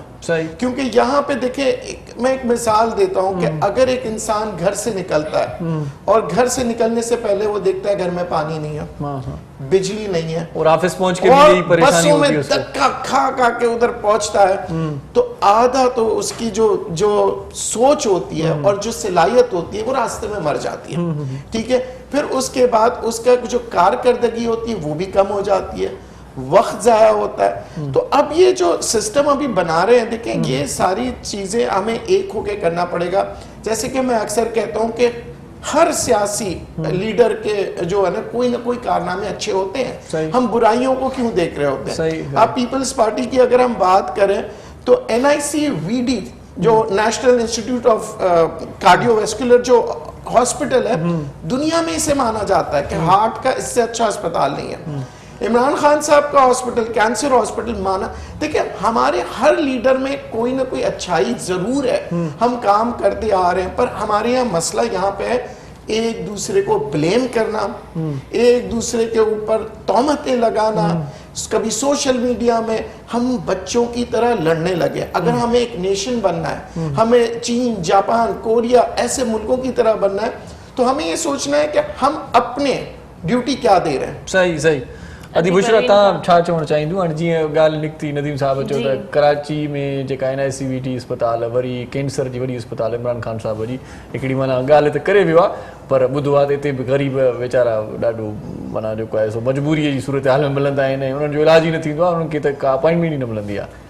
जॾहिं पाकिस्तान जो नालो ईंदो आहे त दिलि हेॾी थी वेंदी आहे, मगर जॾहिं पाकिस्तान जे सियासतदाननि ॾे ॾिसंदा आहियूं त शर्म सां कंधु मुंहिंजो त झुकिजी वेंदो आहे ऐं दिलि कंदी आहे त रड़ियूं करे मां रोआं. जॾहिं मूंखे त हैरत थींदी आहे जॾहिं सैलाब ईंदो आहे त इहे सियासतदान ख़ुशि थींदा आहिनि. करोना ईंदो आहे त हिनखे ज़बरदस्ती पाकिस्तान में इन कयो वेंदो आहे. जॾहिं बरसातुनि जी ख़बर आहे असांखे ऑलरेडी त असां इंतज़ामात न कंदा आहियूं, असां ख़ुशि थींदा आहियूं. हींअर बि अगरि 11 अरब लाइ घणा पैसा ॾेई विया, अगरि इमरान खान छा ॾींदो असांखे, ही त तव्हां असांजा टैक्स आहिनि, इमरान खान छा ॾींदो असांखे. 7 अरब त शायदि असांजे पंहिंजे ई मुल्क जा आहिनि, बाक़ी 3-4 अगरि ॾेई विया त नालो पंहिंजो करे विया.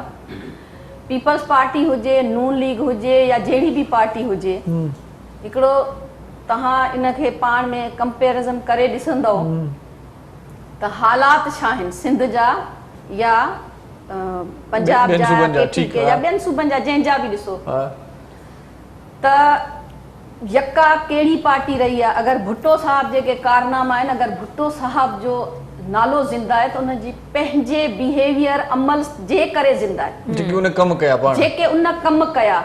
ठीकु आहे, नालो उनजो ई ज़िंदा रहंदो आहे जेको कोई सुठो कमु कंदो आहे. ठीकु आहे, अगरि NICVD या इमरान खान कैंसर हॉस्पिटल आहे, सिर्फ़ु इहा शइ न ॾिसो, इहा ॾिसो त एतिरा अरसा जेको माण्हू रहियो आहे उन छा कयो आहे, उनजो रिज़ल्ट असांखे हाणे मिले थो. ऐं अल्लाह ताला कीअं इन्हनि जी मूंखे त सम्झ न ईंदी आहे मदद कंदो आहे. इलेक्शन लाइ पैसा खपंदा, करोना बि अची वियो ऐं माण्हुनि जे माउ खे, कंहिंजी ज़ाल खे, कंहिंजी धीउ खे, कंहिंजी भेण खे, कंहिंजे बचे खे इन्हनि करोना जा वायरस विझी करे बि उन्हनि खे जेके मौतियूं ॾिनियूं हथनि सां, इन्हनि जी मां पाण बि गवाह आहियां. ठीकु आहे, बिल्कुलु मां गवाह आहियां. मूं वटि अहिड़ा केस आहिनि जिन खे कुझु बि न हुयो. ठीकु आहे, त जंहिंमें मुंहिंजी हिकिड़ी हेल्थ वर्कर जो घर वारो बि हुयो ऐं कोरोना हुई कोन, कुझु बि न हुयो. ठीकु आहे, हीउ हिकिड़ो ड्रामो कयो वियो. तव्हां ॾिसो चाइना जा ॿार न आंदा विया, वॾो सुठो फ़ैसिलो, छो त हिते असां वटि त का फैसिलिटी आहे ई न.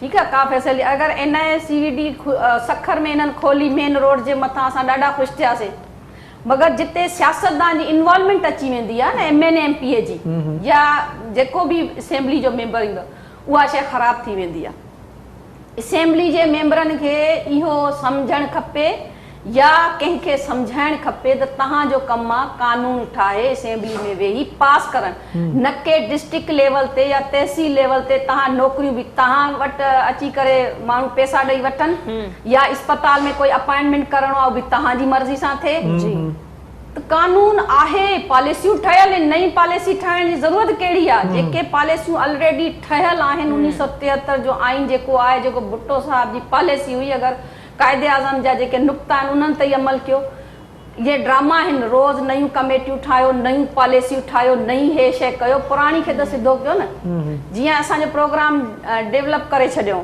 8 प्रोग्राम असांजा एॾा ज़बरदस्त कमु करनि पिया हाणे असांखे फ़ख़्रु आहे त असां मोहतरमा बेनज़ीर भुट्टो जी पैदाइश 1994 में मोहतरमा वॾो कारनामो कयो आहे जेको हिन गवर्नमेंट खे चाहे पीपल्स पार्टी खे सम्झ नथी अचे 94 में हुन औरत हुई न औरतुनि जे लाइ हुन हिकिड़ो प्रोग्राम लॉन्च कयो वज़ीर आज़म प्रोग्राम बराए ख़ानदानी मसवाबंदी ऐं बुनियादी सिहत जंहिंमें असीं लेडी हेल्थ वर्कर्स आहियूं उन औरतनि खे फाइनेंशियली पावरफुल करण जे लाइ ऐं जेकी औरत जी सिहत हुई मैटरनल डेथ ऐं न्यूनेटल डेथ जेको रेशियो पूरी दुनिया में असांजो वधीक उनखे घटि करण जे लाइ ऐं उहा प्रोग्राम हलंदे हलंदे जेके बि दुनिया जा असांखे टारगेट मिलिया हुया MDG गोल में असांजो जेको हेल्थ जो IMR MMR CPR जंहिंखे फैमिली प्लानिंग जा हाईलाइट आहे एॾो त असां कवर करे ॾिनासीं मगर असां ते तवज्जो न ॾिनो छो त ही हिकिड़ो औरतुनि जो प्रोग्राम हुयो ठीक भलाई जेके तव्हांजा एहतजाज थींदा हुआ धरना हुआ असां 2008 में ज़ाहिरा असां ॾिठोसीं इहे संज्ञा नतीजो सुठो निकतो हिरासमेंट असां सां ब्लैकमेलिंग असां सां पघारूं असांखे न तव्हांखे छा पे चनी 24 कलाक करे छॾियो 8 में बंद करे पियो न मुशर्रफ साहब जी हुकूमत आई त बंद थिए पियो पोइ असां एहतजाज कयोसीं अच्छा ऐं अॼु जेको असांजो प्रोग्राम असीं एहतजाज असीं अॼु बि चवंदा आहियूं त असां मोहतरमा जा पैदावार आहियूं असांखे फ़ख्रु आहे असां हिकिड़ी औरत जा असां इहो न आहे त पीपल्स पार्टी जी असांखे इहो फ़ख्रु आहे त उहा औरत हुई जंहिं हिकिड़ी सोची मगर पीपल्स पार्टी खे सम्झणु खपे त हिन जो वॾो कारनामो हुयो असीं पंहिंजी जदोजहद 8-10 साल कईसीं कामयाब थियासीं हींअर पीपल्स पार्टी जी हुकूमत आहे सिंध में त असांजी वज़ीर आई मैडम अज़रा पेचुओ साहब असांखे ख़ुशी थी मसला ॿुधाईंदासीं बजाए मसला असांजे हल करण जे बजाए असांजे सर्विस स्ट्रक्चर ठाहिण जे उन्हनि जेके 8 प्रोग्राम एॾो सुठो कमु करनि पिया हींअर कंहिं स्टेज ते पुॼनि पिया नालो कढनि पिया सिंध जो उनखे खणी डेवोलेशन करे छॾियो माना उहे न इदारा उनजी करप्शन लिकाइण जे लाइ ऐं करप्शन करण जे लाइ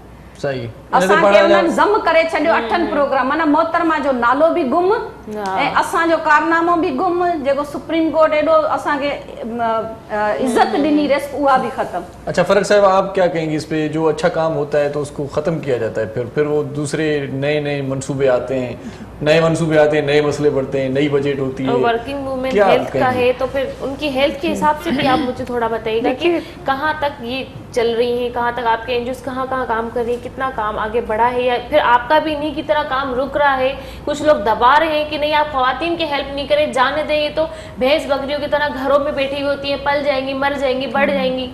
यही चीज़ ज़्यादातर में यही होता है हमारे पाकिस्तान में कि ख़वातीन को पता नहीं क्यों दबाया जाता है। बहुत शुक्रिया। देखिए बात यह है कि मसले का हल निकालना चाहिए। प्रॉब्लम अगर है, मसला अगर है तो हमें उसके हल के बारे में बात करनी चाहिए। जैसे कि बेनज़ीर भुट्टो ने बात की कि अगर सिंध भर में, बल्कि ये तो नेशनल हेल्थ प्रोग्राम था, जी, ये सिर्फ सिंध के अंदर प्रोग्राम नहीं था, नेशनल हेल्थ प्रोग्राम था 94 में, या बेनज़ीर इनकम सपोर्ट प्रोग्राम है, या औरतों को ज़मीन देना है, या औरतों की पुलिस स्टेशन बनाना है, या बैंक बनाना है। तो देखिए जब औरत इक़्तिदार में आती है तो वो इस तरह के काम करती है। अच्छा, अब इन प्रोजेक्ट्स के अंदर सर्विस ज़्यादा है, यानी कि आप औरतें काम करेंगी, औरतों को ट्रांसपोर्ट मुहैया किया जाएगा कि वो पूरे जहाँ उन्होंने जाना है वो जा सकें, और दूसरा ये कि वो औरतों और ख़ानदान ही की खिदमत करेंगी। मसलन जो पाकिस्तान का एक बहुत बड़ा मसला था कि बच्चे की पैदाइश होती है और वो मर जाते हैं, वो अभी भी है, या औरतें जो हैं वो बच्चे की पैदाइश में मर जाती हैं, या ये कि पाकिस्तान का आबादी का जो रेशो है बढ़ने का वो बहुत ज़्यादा है। यानी जितने हमारे, मिसाल के तौर पे अगर मैं 2 बच्चे अफोर्ड कर सकती हूँ तो मेरे 2 ही बच्चे होने चाहिए, ठीक है। तो ये वाली जो दुनिया की सोच है, दुनिया आगे हमसे क्यों निकल गई कि उन्होंने अपने इन मसाइल के ऊपर काबू पाया। हम कहते हैं कि हम मुसलमान हैं और हम मुसलमान होने के हवाले से हम बहुत सी बातें करते हैं। तो बात यह है कि देखिए, ईरान भी मुसलमान है, मलेशिया भी मुसलमान है, बांग्लादेश भी मुसलमान है और दुनिया में बहुत बड़ी तादाद मुसलमान ममालिक की है जिन्होंने अपनी आबादी को अपने वसाइल के अंदर रखा। जब आप अपने वसाइल से निकल जाएंगे आपको प्रॉब्लम होगी।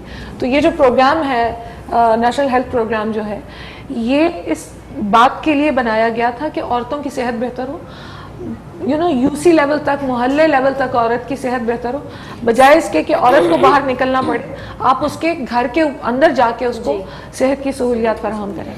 एक तो मैं ये बात कहना चाहूँगी कि इस तरह के प्रोग्राम्स को ज़्यादा मुनज़्ज़म तौर पे और ज़्यादा मुनज़्ज़म तौर पे, और जो लोग इसको कर रहे हैं उनके मशवरे से हमें इसको करना चाहिए। घर घर वेंदा ज़ाहिर करने जे हिसाब से मान जो ॿुधाईंदा आहियो, बाक़ी में ये हक़ीक़त ॻाल्हि आहे। पहिरियां जॾहिं घरनि में नॉर्मल डिलीवरी घरनि में थींदी हुई त ॿार काफ़ी मतिलबु मिस बि थी वेंदा हुया, पर ज़्यादातर बचंदा ई हुया।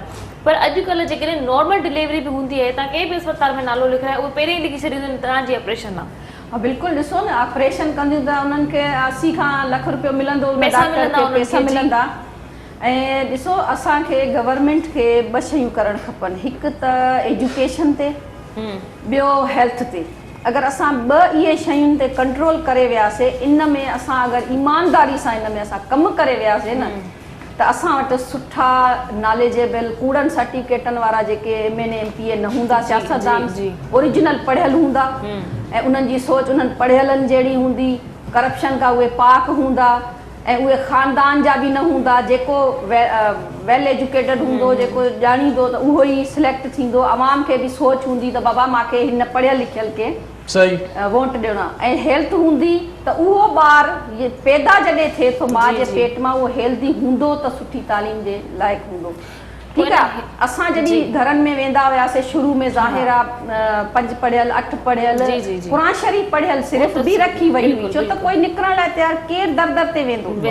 ऐं उन महिल जेके असां अल्फाज़ गंदा ॿुधंदा हुआसीं, आवारा औरतूं, फलाण टीर मटीरी त वांदियूं हिन, रोज़ अची थियूं वञो, त उन शइ खे असीं बर्दाश्त करे उन शइ खे हाणे माण्हुनि जा बि, माशरे जा बि लफ़्ज़ गुथा ॿुधूं ऐं पगार बि न मिले, ऑफिसरनि जी बि हिरासमेंट। सही, इन ते तफ़सीली कचहरी के हूंदा, पगार न मिले, पगार मिले त छा थींदो, औरतुनि जे हेल्थ जे हिसाब सां सही वठूं। जी बिल्कुलु। नाज़रीन, हलंदासीं हिकिड़े कमर्शियल ब्रेक जी तरफ़। इलाही संजीदा गुफ़्तगू हली रही आहे। मां पहिरियां बि चई चुकी आहियां, जेके असांजी मायूं भेनरियूं कुझु सवाल करणु चाहिनि थियूं, असांजी अदी भेनरुनि खां असांजे प्रोग्राम में कॉल करे शामिल थी सघनि थियूं। असां हलंदासीं कमर्शियल ब्रेक जी तरफ़। ब्रेक खां पोइ जल्द वापसि था अचूं। असां सां गॾु रहिजो। सलाम सिंध। शहानी है अमन जोड़े पैगाम, मुझे सिंध के सलाम सलाम सिंध। शहानी है अमन जोड़े पैगाम, मुझे सिंध के सलाम सलाम सिंध। सलाम सिंध में एक बार वरी तव्हांखे भलीकार चऊं था। रोज़ानी डिजिटल अख़बार मुंहिंजे हथनि में आहे। कराची, हैदराबाद, सखर मां हिकु ई वक़्तु शाया थींदी आहे रोज़ानी डिजिटल अख़बार। हिन अख़बार जी क़ीमत 20 रुपया आहे, सिफ़ा हिन अख़बार जा 8 आहिनि। ऐं अॼोकी अख़बार जेका लीड ख़बर छापी आहे, उहा जेका पाण इंट्रो में ॻाल्हि करे चुकासीं, इमरान ख़ान साहिब जो बयानु अची वियो आहे इन हवाले सां त लाहौर मोटरवे ते औरत सां लुॼालट जी तस्दीक, जवाबदारनि खे इबरत जो निशानो बणायो वञे इमरान ख़ान। इन खां सवाइ वफ़ाक़ अवाम खे लावारिस छॾे ॾिनो आहे, सिंध खे हक़ु नन्नू मयो त इस्लामाबाद वञी छिनी वठंदासीं, बिलावल भुट्टो ज़रदारी साहिब इहो चवण आहे। ऐं इन खां सवाइ जेकी ॿियूं ख़बरूं आहिनि उहे इहे आहिनि त सरहद जे कचे में पीउ पुटु दरियाई पाणीअ में ॿुॾी विया। ऐं कल्ह हिकिड़ो ॿियो बि ॾाढो अफ़सोसनाक वाक़ियो थियो, उनखे बि अख़बार रिपोर्ट कयो आहे। किंगरीअ में कलूर ॿोर मुतासिरनि जी ॿेड़ी ऊंधी, 25 ॼणा ॿुॾी विया, 2 नींगरियूं फ़ौत। ऐं इहा सोशल मीडिया ते कल्ह वीडियो बि तमामु घणी वायरल थी, तव्हां यकीन ॾिठी हूंदी। ऐं कोरंगीअ में 4 माड़ जाइ ड्रही पट, 2 ॼणा दॿिजी फ़ौत, 6 ॼणा ज़ख़्मी थी पिया। ऐं सिंध आबादगार बोर्ड जी सदर सां मुलाक़ात, ज़रूरी एमरजेंसी प्रोग्राम जा 65 अरब जारी करण जो मुतालबो। ऐं जीअं पाण औरतुनि जे हक़नि जी ॻाल्हि कयूं था त वरी ॿी बि ख़बर हिते छपी वई आहे त मानी देर सां छो पचाई, कंदकोट में जवाबदार भेण खे क़तल करे छॾियो। ॾाढी ॾुख वारी ख़बर इहा।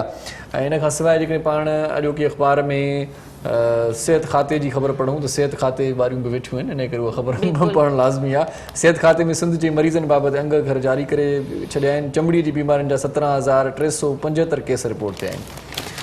शोबिज़ जी ख़बरुनि ते निगाह विझूं था त ग़ैर अख़लाक़ी ड्रामनि ते पाबंदी लॻाइण ते अतीका ओडो पेमरा ते कावड़िजी पई। ऐं इन खां सवाइ जेकी ॿियूं ख़बरूं आहिनि, हिकु ॿी भारतीय अदाकारा आपघात करे छॾियो आहे, इहा ॾुख जी ख़बर।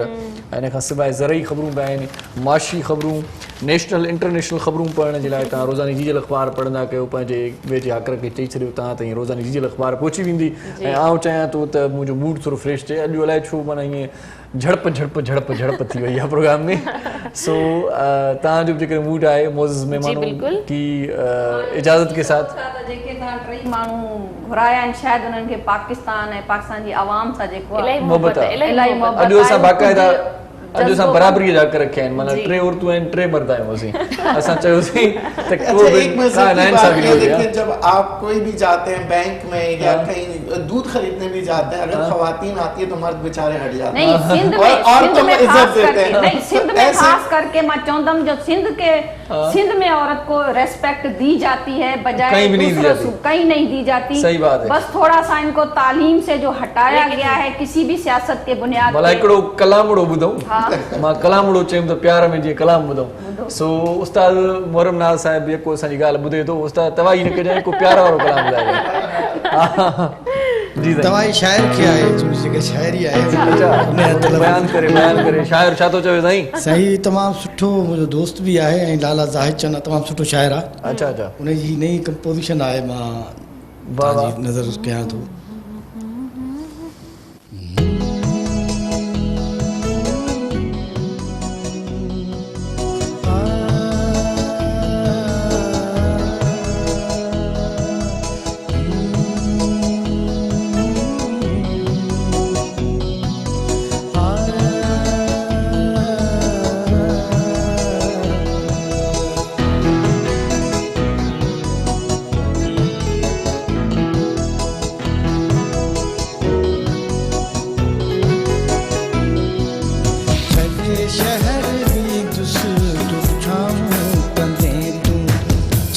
शहर भी दुस पुछाऊं कंदे तूं दुखियो ॾाढो थींदे दुखियो ॾाढो थींदे पोइ दाहूं कंदे तूं छॾे शहर भी दुस पुछाऊं कंदे तूं छॾे शहर भी दुस पुछाऊं कंदे तूं दुखियो ॾाढो थींदे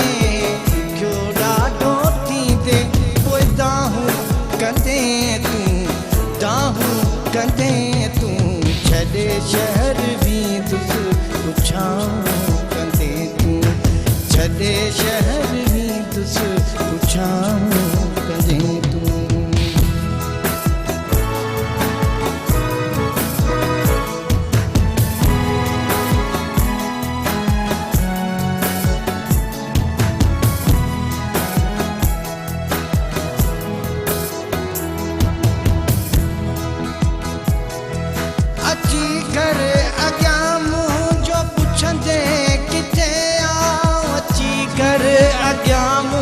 जो पुछंदे किथे आ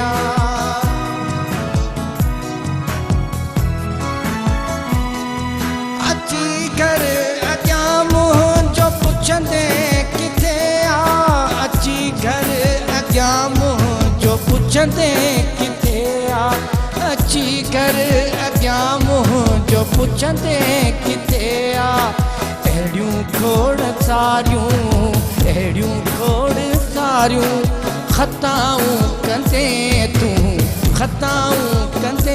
तूं छॾे शहर भी दुस पुछाऊं कंदे तूं छॾे शहर भी दुस पुछाऊं कंदे तूं दुखियो ॾाढो थींदे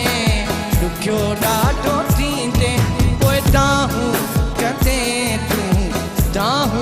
कंदे तूं छॾे शहर भी दुस पुछाऊं कंदे तूं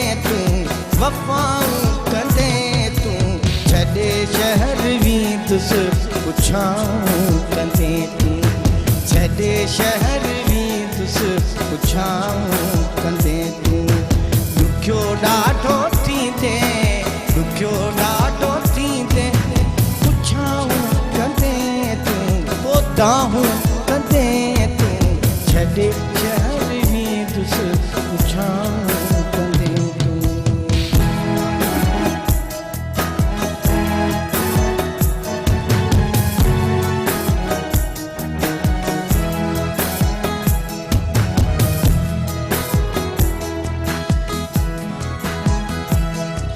मरण खां पोइ ज़ाहिद जी वफ़ा याद ईंदई मरण खां पोइ ज़ाहिद जी वफ़ा याद ईंदई मरण खां पोइ ज़ाहिद जी वफ़ा याद ईंदई मनी जग सां मनी ॻाल्हि जग सां मनी ॻाल्हि जग सां कहाणियूं कंदे तूं कहाणियूं कंदे तूं छॾे शहर भी तुस पुछाऊं कंदे तूं छॾे शहर भी तुस पुछाऊं कंदे तूं ॾुखियो ॾाढो थींदे ॾुखियो ॾाढो थींदे पोदाहूं कंदे तूं दाहूं कंदे तूं छॾे शहर भी तुस पुछाऊं कंदे तूं दाहूं कंदे तूं छॾे शहर भी तुस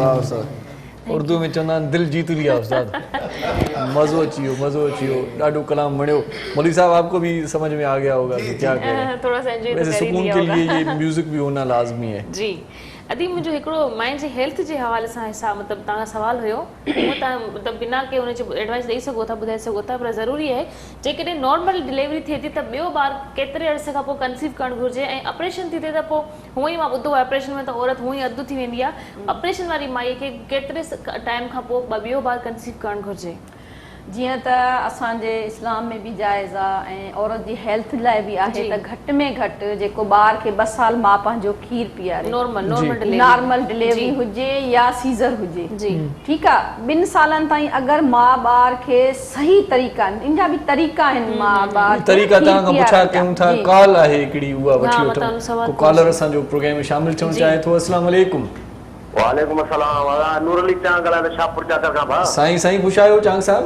ख़ैरियत आहे मज़े में ॾाढो फर्स्ट क्लास तव्हांजो हलो ॾाढी ख़ुशी थी ॿियो सभु ख़ैर आहे ख़ुशि आहियां साईं दवाऊं लॻी पियूं आहिनि मोहरम साईं वाह जो कलाम ॿुधायो साईं तव्हांखे वणियो हूंदो छा चवणु चाहींदो हा मोहरम साहिब जा त असां थोरा नज़र इहो बसि इन जी छा ॻाल्हि कजे सुबुह सां माइंड फ्रेश करे छॾियो थोरो जेको वाक़ियो थियो कल्ह इन जे बारे में बि थोरो लिखियो उहो ॿुधायो पर ॾाढो ॾुखियो वाक़ियो थियो अगर मुझे वस में हुजे ना अहिड़नि खे मां चौक ते फांसी ॾेई 25 लख छॾियां बिल्कुलु करण बि खपे कहरनि ते भला कलम खणे सारा ज़हन लॻनि था जकड़ियल रत जा रिश्ता आहिनि बिगड़ियल हर दोस्त जी दिलि आहे उजड़ियल कीअं न भला कोई बागी बणिजे कहिड़े कहिड़े कहरनि ते भला कलम खणिजे कहिड़े कहिड़े कहर ते कलम खणिजे क्या कलम ते हर बंदे के अंदर में आग है मुझे तो ये डर है जिस दिन पाकिस्तानी अवाम निकली उस दिन कोई सियासतदान जिंदा नहीं रहेगा अल्लाह खैर करेगा तरीके बता रही थी आप ये बता रहे पाकिस्तान के मर्द है देखें औरत की कितनी इज्जत करे मैं इनको सरेआम फांसी दे रहे तो ये भी मर्द है ना ये अवाम है ये असली पाकिस्तानी है वो मुझे नहीं है मैं तो उसे पाकिस्तानी भी नहीं कहूंगा जिसने ये इतना घिनौना काम इंसान ही नहीं है इंसान नहीं है मेरी बहन इंसानियत से खारिज उसको सजा मिले मौजू को हटी करे वरी पाण जेका सवाल ई ॻाल्हि इहो 2 साल ताईं मां जॾहिं पंहिंजो खीर सही तरीक़नि जेके तरीक़ा आहिनि उन सां पीआरे थी त हुन खे ऑटोमेटिक जेको आहे त फैमिली प्लानिंग थिए थी पई कुदरती तरीक़ो जंहिंखे असां चवंदा आहियूं ऐं ॿियो उनखे छाती जो कैंसर नथो थिए बच्चेदानी जो कैंसर नथो थिए हर वक़्तु ताज़ो साफ़ एनर्जिक खीर उनखे जेको अवेलेबल आहे ॿार खे ऐं उन सां जेको आहे त पैसे जो ज़ियान नथो थिए, जीअं फीडर वग़ैरह सो, ऐं बीमारी खां बचे थो, माउ ऐं ॿार जो रिश्तो तमामु घणो मज़बूत थिए थो पियो, ऐं जेको फाइनेंशियली हिकिड़ो थींदो आहे न इंसान ते बर्डन, उहो बि नथो थिए। जॾहिं हिकु औरत 2 सालनि ताईं कंटिन्यू 6 महीननि ताईं त बिल्कुलु माउ जो खीरु ॾियणो आहे, कोई पाणी जो हिकिड़ो कतरो बि न ॾियणो आहे, छो त 82% ताईं ॿार माउ जे खीर में पाणी हूंदो आहे, ठीकु आहे। ऐं उहो जॾहिं 2 सालनि ताईं कंटिन्यू पीआरे थी खीरु, 6 महीननि खां पोइ अधर्स खुराक, पहिरियों पतरो खुराक, पोइ उन खां पोइ सॼो तरीक़ो आहे उहो ॾिए थी, त 2 सालनि ताईं उनखे नाहे थींदो ॿारु। उन खां पोइ अगरि हू ॿारु थिए थो, पेट सां हू थिए थी, जॾहिं ॿार जो खीरु छॾाए थी, त उहो अगरि थिए थी त 9 महीना उहे, यानी कम अज़ कम 3 साल जो वक़फ़ो अची थो वञो ऑटोमेटिक। पोइ इन लाइ असां चवंदा आहियूं एक बच्चे और दूसरे बच्चे में कम अज़ कम 2 साल का वक़फ़ा होना चाहिए। उहो चवण जो मक़सदु इहो हूंदो आहे त 2 सालनि खां पोइ प्रेग्नेंट औरत थिए। अगरि ॾिसो, अगरि सीज़र तव्हां चओ था त ऐं तव्हां ख़बर आहे त अधु कलाक जे अंदरि माउ जॾहिं ॿार खे पंहिंजो खीरु ॾिए थी, या इहो बि तजुर्बो थी वियो आहे त जीअं ई ॿार पैदाइश थिए थी त आंवल कटण खां पहिरियां ई माउ जी छाती ते, असांखे वीडियोस ॾेखारींदा आहिनि, रखियो वियो आहे त ॿारु पाण क्रोल करे माउ जी छाती वञी वठे थो। उन सां अगरि तव्हां इहो यकदम में उनखे ॿार खे माउ जी छाती सां लाहियो था, त जेकी आंवल अचण जो अमल आहे उहो जल्दी बि थिए थो ऐं तमामु सुठे तरीक़े सां थिए थो, ऐं माउ जी अंदरूनी सफ़ाई बि तमामु सुठे तरीक़े सां थिए थी। ऐं उहो जेको पहिरियों खीरु आहे उहो अक्सर माइरूं अॻे हारे छॾंदियूं हुयूं, चई इहो किनो हेॾो किनो खीरु आहे। हाणे उनजो कलर जेको आहे गोल्डन आहे, हेड्रो जंहिंखे असां चऊं था। ऐं असीं जॾहिं में गऊं असांजी यम करे थी, त उनजो जेको खड़ आहे असां चवंदा ताक़त वारा पीओ, हालांकि उहो हक़ बि उन ॿार जो आहे, मगर असां तव्हां उहो शौक़ सां खाईंदा, ताक़त वारा उहा असां खाईंदा आहियूं, ऐं 3 ॾींहं वारी असां पींदा आहियूं। त उहा ई खड़ जेकी आहे, माउ जो जेको खीरु आहे उहो पिघलियल सोन आहे, जेको सॼी ज़िंदगी उनखे हज़ारे लखे बीमारियुनि खां बचाए थो, जंहिंखे असां पहिरियों टुको बि चई सघूं था। कोलेस्ट्रॉल हूंदो आहे, उहो ॿार जी सिहत जे लाइ पिघलियल सोन आहे, जेको असां ॿार खे पीआरियूं था पिया। अक्सर माइरूं हारे छॾियूं। हींअर असीं इन ते तमामु घणो फोर्स ॾेई करे हाणे तक़रीबन माइरूं अधु कलाक जे अंदरि इहो माउ जो खीरु स्टार्ट कराईंदा आहियूं। ऐं पहिरियों टुको जीअं BCG जो लॻंदो आहे ऐं पोलियो जा क़तरा आहिनि, उहे बि उनखे जेतिरो जल्दी थी सघे उहे असां कराइण जी कोशिशि कंदा आहियूं। सही अची वियो ॿारनि जी कमज़ोर आहे, ॿार मरी था वञनि, माउ मरी थी वञे। ॾिसो, असां वटि यंग छोकिरियुनि जी बि हूंदी आहे हेल्थ जे उन ते, त असां छोकिरियुनि खे हिकु त फोलिक एसिड टेबलेट जेके आहिनि उहे साल जा 3 महीना हर औरत खे खाइणु खपनि। छोकिरी खे, मां यंग जी ॻाल्हि कयां, जेके असांजा ॿार मरी था वञनि माउ, इन जे करे असीं उन छोकिरी फिटनेस जे करे जल्दी वॾी न थी वञे, उन जी खुराक ते माउ पीउ तवजा न ॾींदा आहिनि, घर वारा तवजा न ॾींदा आहिनि। पुट खे सुठी बूटी ॾियणी आहे, या पुट खे पहिरियों ॾियणी आहे, या छोकिरी ते पैदा थी आहे अल्ट्रासाउंड में ख़बर पइजी वियो आहे उन सां ज़्यादती शुरू आहे, ठीकु आहे। उन सां ज़्यादती छा न्याणी आहे, ठीकु आहे, न उनजी छठी ख़ुशी सां थींदी, न का उनजी उहा ख़ुशी थींदी, या जीअं पैदा थींदी बि तव्हां अगरि चेहरा ॾिसंदो न त माना उहा ख़ुशी जेकी अचणु खपे उहा न हूंदी आहे, यानी ज़्यादती पेट में पवण सां ई उन सां शुरू आहे। वरी पैदा थी आहे, हाणे तूं टपा छो थी खाए, हाणे तूं भाउ आयो आहे पीउ आहे, उथ पाणी त खणी आने ॾे। इस्लाम एतिरे हद ताईं औरत खे हक़ ॾिना, ही इस्लाम जा दावेदार थींदा आहिनि न जेके बि माण्हू, पर इस्लाम औरत खे बराबरि जा हक़ ॾिना आहिनि। इवन अगरि हिकिड़ी माउ ॿार खे खीर नथी पीआरणु चाहे त हू मर्द खां पैसा वठी सघे थी उनजा खीर पीआरण जा। पढ़ो त सही न, क़ुरान पढ़ो, असां वटि क़ुरान दुनिया जी हर शइ में। पोइ इन जे करे छोकिरियुनि जे खुराक जी ख़्यालु रखो, छोकिरनि जो बि रखो। असांखे घर में छोकिरो छोकिरी न, असांखे घर में पंहिंजा बच्चा करे बराबरि उन्हनि खे रखणु खपे। ॿिन्हिनि खे हेल्थ जी ज़रूरत आहे।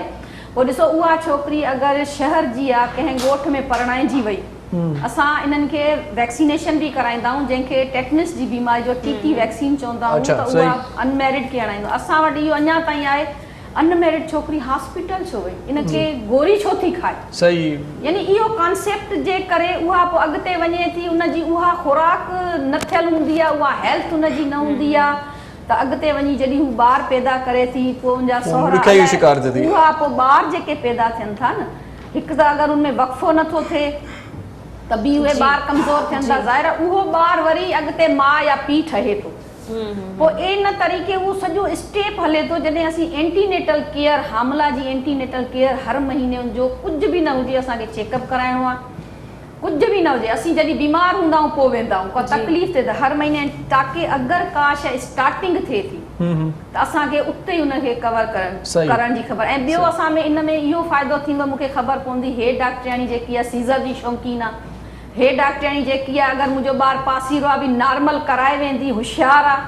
ऐं हे मायूं जेके मूंसां गॾु क्लाइंट मरीज़ आया वेठा हूंदा आहिनि, उहे बि मूंखे तजर्बो ॾींदा, हॉस्पिटल हर महीने वञण सां बड़े काम की बात हो रही है, इस वजह से मैं इंटर नहीं कर रहा। खबर पवंदी त हिते सीज़र, ये बड़ा अच्छा मौजू है। मूंखे वञण सां हॉस्पिटल त हिते सीज़र थिए थो न थिए, मूंखे ख़बर पवंदी त हिते ब्लड जो सिस्टम आहे न आहे, ऐं मूंखे डॉक्टरनि सां इंस्ट्रक्शन थींदी, ऐं मां खे टाइमिंग जी ख़बर पवंदी त हे डॉक्टराणी, हे नर्स, हे LHV, हे दाई, हे सिस्टम कहिड़ी टाइम आहे, कहिड़े टाइम न आहे। ऐं मूंखे गाॾी जो सिस्टम जेको आहे उनजे लाइ तयारी कराईंदा आहियूं, त बाबा गाॾी 2-3 गाॾियुनि वारनि सां बि जेके ओड़े पाड़े में आहिनि उन्हनि जा नंबर, उन्हनि जा कॉन्टेक्ट नंबर उन्हनि सां ॻाल्हाए छॾियो, राति जे टाइम डिलीवरी थिए थी, हिकिड़ो न आहे गाॾी वारो, ॿियो न आहे, टियों न आहे। ऐं मौसम जी बि असांखे ख़बर पवंदी, डॉक्टराणी ॿुधाए छॾंदी बाबा तुंहिंजो डिसंबर में डिलीवरी थींदी, मूंखे ख़बर आहे इंतिहाई सर्दी हूंदी, राति जेकी आहे वॾी आहे, ॾींहुं नंढो आहे, उन तरीक़े सां मां तयारी कंदमि। ॿियो असां उन्हनि खे हिकिड़ो चवंदा आहियूं त बाबा भंडारो हुजे, उनमें तव्हां जो हर घर जो फर्द 10 रुपया डेली जा विझी छॾे। अगरि कंहिं 6 महीने 7 महीने को ख़ुदा न ख़ास्ता को तकलीफ़ अचानक ब्लीडिंग शुरू थी थिए वञी त कंहिंखो ओधर न पटे, कंहिंखां वञी करे पंहिंजो इज़ीली खणी वञे। हाणे गाॾी जो बि इंतज़ाम आहे, हॉस्पिटल जी बि। माशाल्लाह तव्हां एॾो ज़बरदस्त ॻाल्हायो था जो असां विच में माना चुप कयूं वेठा आहियूं, ब्रेक जो टाइम बि थी वियो आहे, ब्रेक तो वठणो आहे, नंढी साई वठूं था। ऐं हीअ जेके कम जूं ॻाल्हियूं तव्हां यकीनन ॿुधियूं ऐं ॾिठियूं, जेका बि तव्हांखे डॉक्टराणी सुठी लॻे थी या जेका दाई तव्हांखे सुठी लॻे थी ऐं तव्हां सम्झो था त इहा नॉर्मल डिलीवरी करे थी ऐं तव्हांजो ख़र्च बि घटि ईंदो, सियाणी आहे, सेफ्टी आहे, त उन सां तव्हां फौरी तौर ते मिली वठो ऐं उन खां मशवरो वठो ऐं उन ॾेई वञो त बहितर आहे। नंढड़ी साई वठूं था, वञो केॾा न ॾिसंदा रहिजो। सलाम।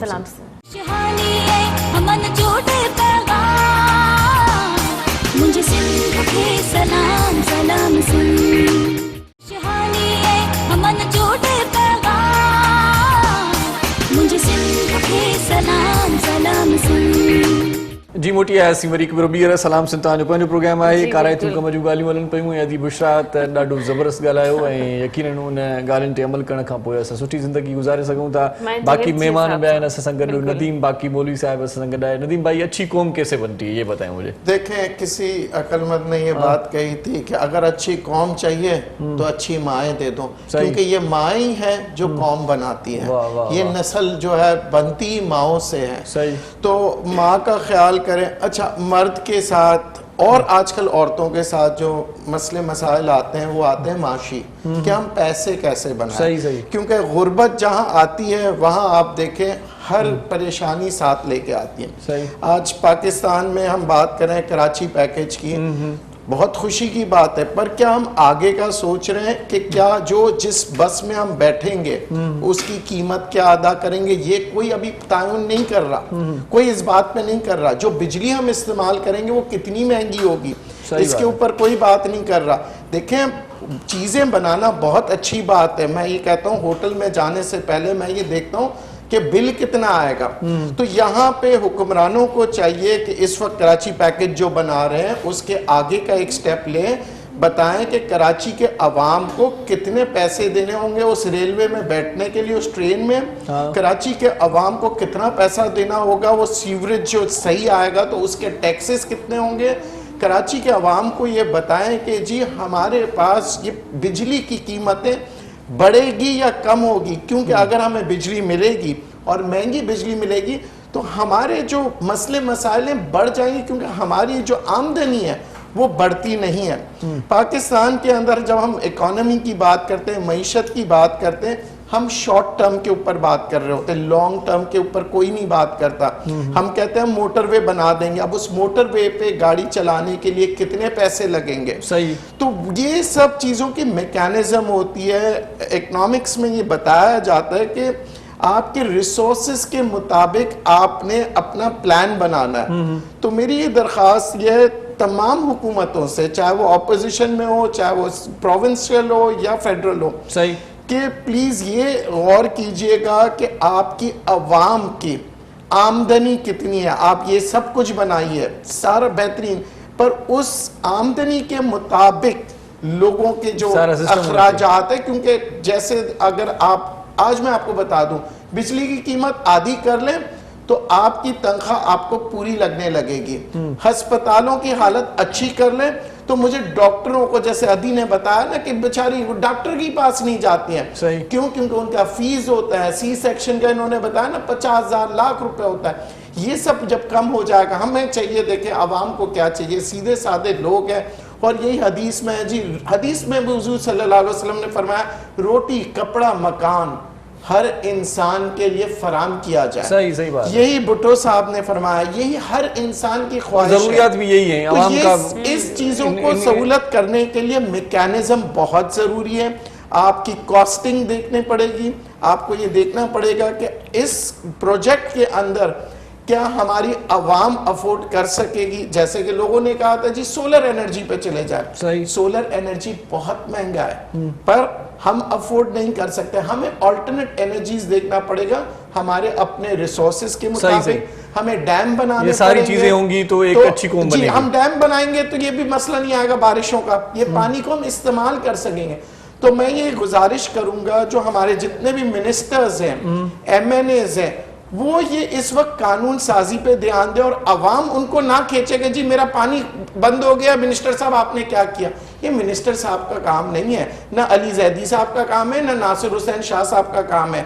उनका काम है कानून बनाना, पर हमारे आवाम जो है या टीवी चैनल्स वाले उन्हीं को घसीट के ला रहे होते हैं। उनको घसीट के लाए जो उस महकमे का जिम्मेदार है, ताकि वो सस्पेंड हो जाए, वो टर्मिनेट हो जाए और जिम्मेदारी की बात अपना काम करने दे। जिम्मेदारी की बात करते हैं, ये सारे उनसे कमीशन सही सही। अच्छा फरद जी, मुझे ये बताएं कि जिम्मेदारी की बात आ गई तो आप NGOs में भी काम कर चुकी हैं और करती रहती हैं, तो NGOs पे भी इल्ज़ाम आता है कि कुदरती आफात जब भी आती हैं तो NGOs की लॉटरी लग जाती है। ये क्या सिलसिला है, किस तरह से होता है, वो खिदमत खल्क कहाँ गया?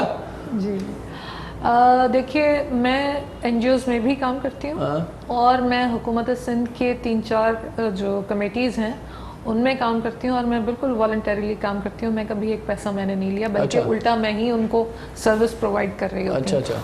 और न सिर्फ मैं बल्कि मेरे साथ और बहुत लोग हैं मुख्तलिफ़ कैपेसिटीज़ में। जितने कवानीन बनते हैं, जितने पॉलिसीज़ बनती हैं, उसमें हम लोगों का इनपुट लिया जाता है और हम बिल्कुल फ्री ऑफ कॉस्ट हर चीज़ जो है वो करके देते हैं।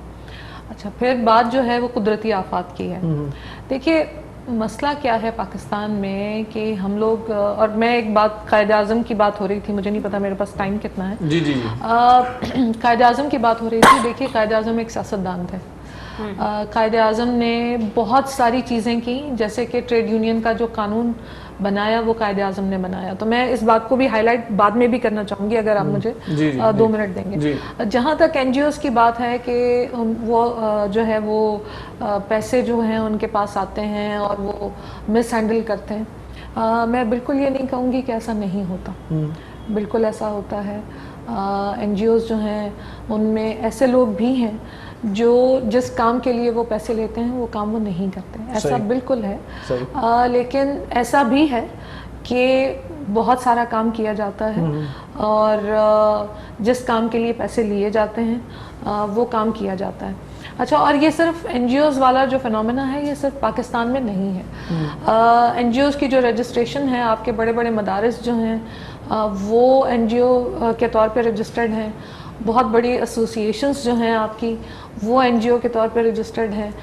बहुत सारे लोग जो इस मुल्क पे काबिज़ हैं बहुत अरसे से, उनकी जो तंजीमें हैं वो भी NGOs के तौर पे रजिस्टर्ड हैं, और बहुत कम NGOs ऐसी हैं जो सिर्फ ह्यूमन राइट्स पे काम करती हैं। सही। तो बहुत तरह का NGOs का एक जिसको कहना चाहिए कि स्पेक्ट्रम है, बहुत सारे लोग काम कर रहे हैं, उनमें अच्छे लोग भी हैं, बुरे लोग भी हैं। मतलब जैसे कि मैं आपसे कह रही हूँ कि हमें कुछ भी ना लेना और अपनी गलतियां जो हैं वो हमें माननी चाहिए। अगर हम नहीं मानेंगे तो हम उसको सही नहीं कर पाएंगे। और दुनिया भर में NGOs काम करती हैं, सिर्फ पाकिस्तान में नहीं करती हैं। NGO का मतलब होता है नॉन गवर्नमेंटल ऑर्गेनाइजेशन, यानी ऐसी ऑर्गेनाइजेशन जो कि गवर्नमेंट नहीं है। लेकिन हम लोग, जैसे मैंने आपसे कहा कि सिर्फ मैं नहीं, हमारे बेशतर NGOs ऐसी हैं जो हुकूमत सिंध के साथ और पाकिस्तान के जो बाकी सूबे हैं उनके साथ और फेडरल गवर्नमेंट के साथ हम लोग काम करते हैं। ये जो कानून है हरासमेंट का, ये NGOs ने मिलकर बनाया है। फिर डोमेस्टिक वायलेंस का बिल है, लेबर के कवानीन है, बहुत सारा काम जो है वो लोग जो NGOs में किसी ना किसी तरह से अपनी कुछ एक्सपर्टीज़ डेवलप कर लेते हैं। जैसे कि आप मेरे काम की बात कर रहे थे, तो मेरा काम औरतों के साथ है, लेबर के साथ है। ट्रांसपोर्ट का एक इदारा है, मैं उसके बोर्ड ऑफ ट्रस्टीज़ पे भी हूँ। और ये जो ट्रांसरेड की जो बात की जा रही थी, अभी ट्रांसपोर्ट की बात की जा रही थी, और कराची के जो पैकेजेस की बात है, देखिए बहुत ही हमें क्लियर होना चाहिए हमें कि ये जो पैकेज है इसमें ऑनगोइंग प्रोजेक्ट्स हैं, जिसमें कोई तकरीबन 7.5 अरब रुपए जो है वो सिंध गवर्नमेंट के पैसे हैं। बाकी जो है वो ऑनगोइंग प्रोजेक्ट्स हैं, तो इन कैश आपको कुछ भी नहीं मिल रहा है। और मैं चाहूँगी कि आप इसके ऊपर भी बात करें, और जो माहिरीन हैं जो इस हवाले से, अर्बन प्लानर्स हैं, हमारे साथी हैं जो इन चीज़ों को बहुत तफसील से आपके साथ, जैसे कि अभी बुशरा ने हेल्थ के हवाले से बात की, तो जो कराची पैकेज के हवाले से आपके साथ बात कर सकें, आपको उन्हें बुलाना चाहिए और इसको खोलें इस बात को।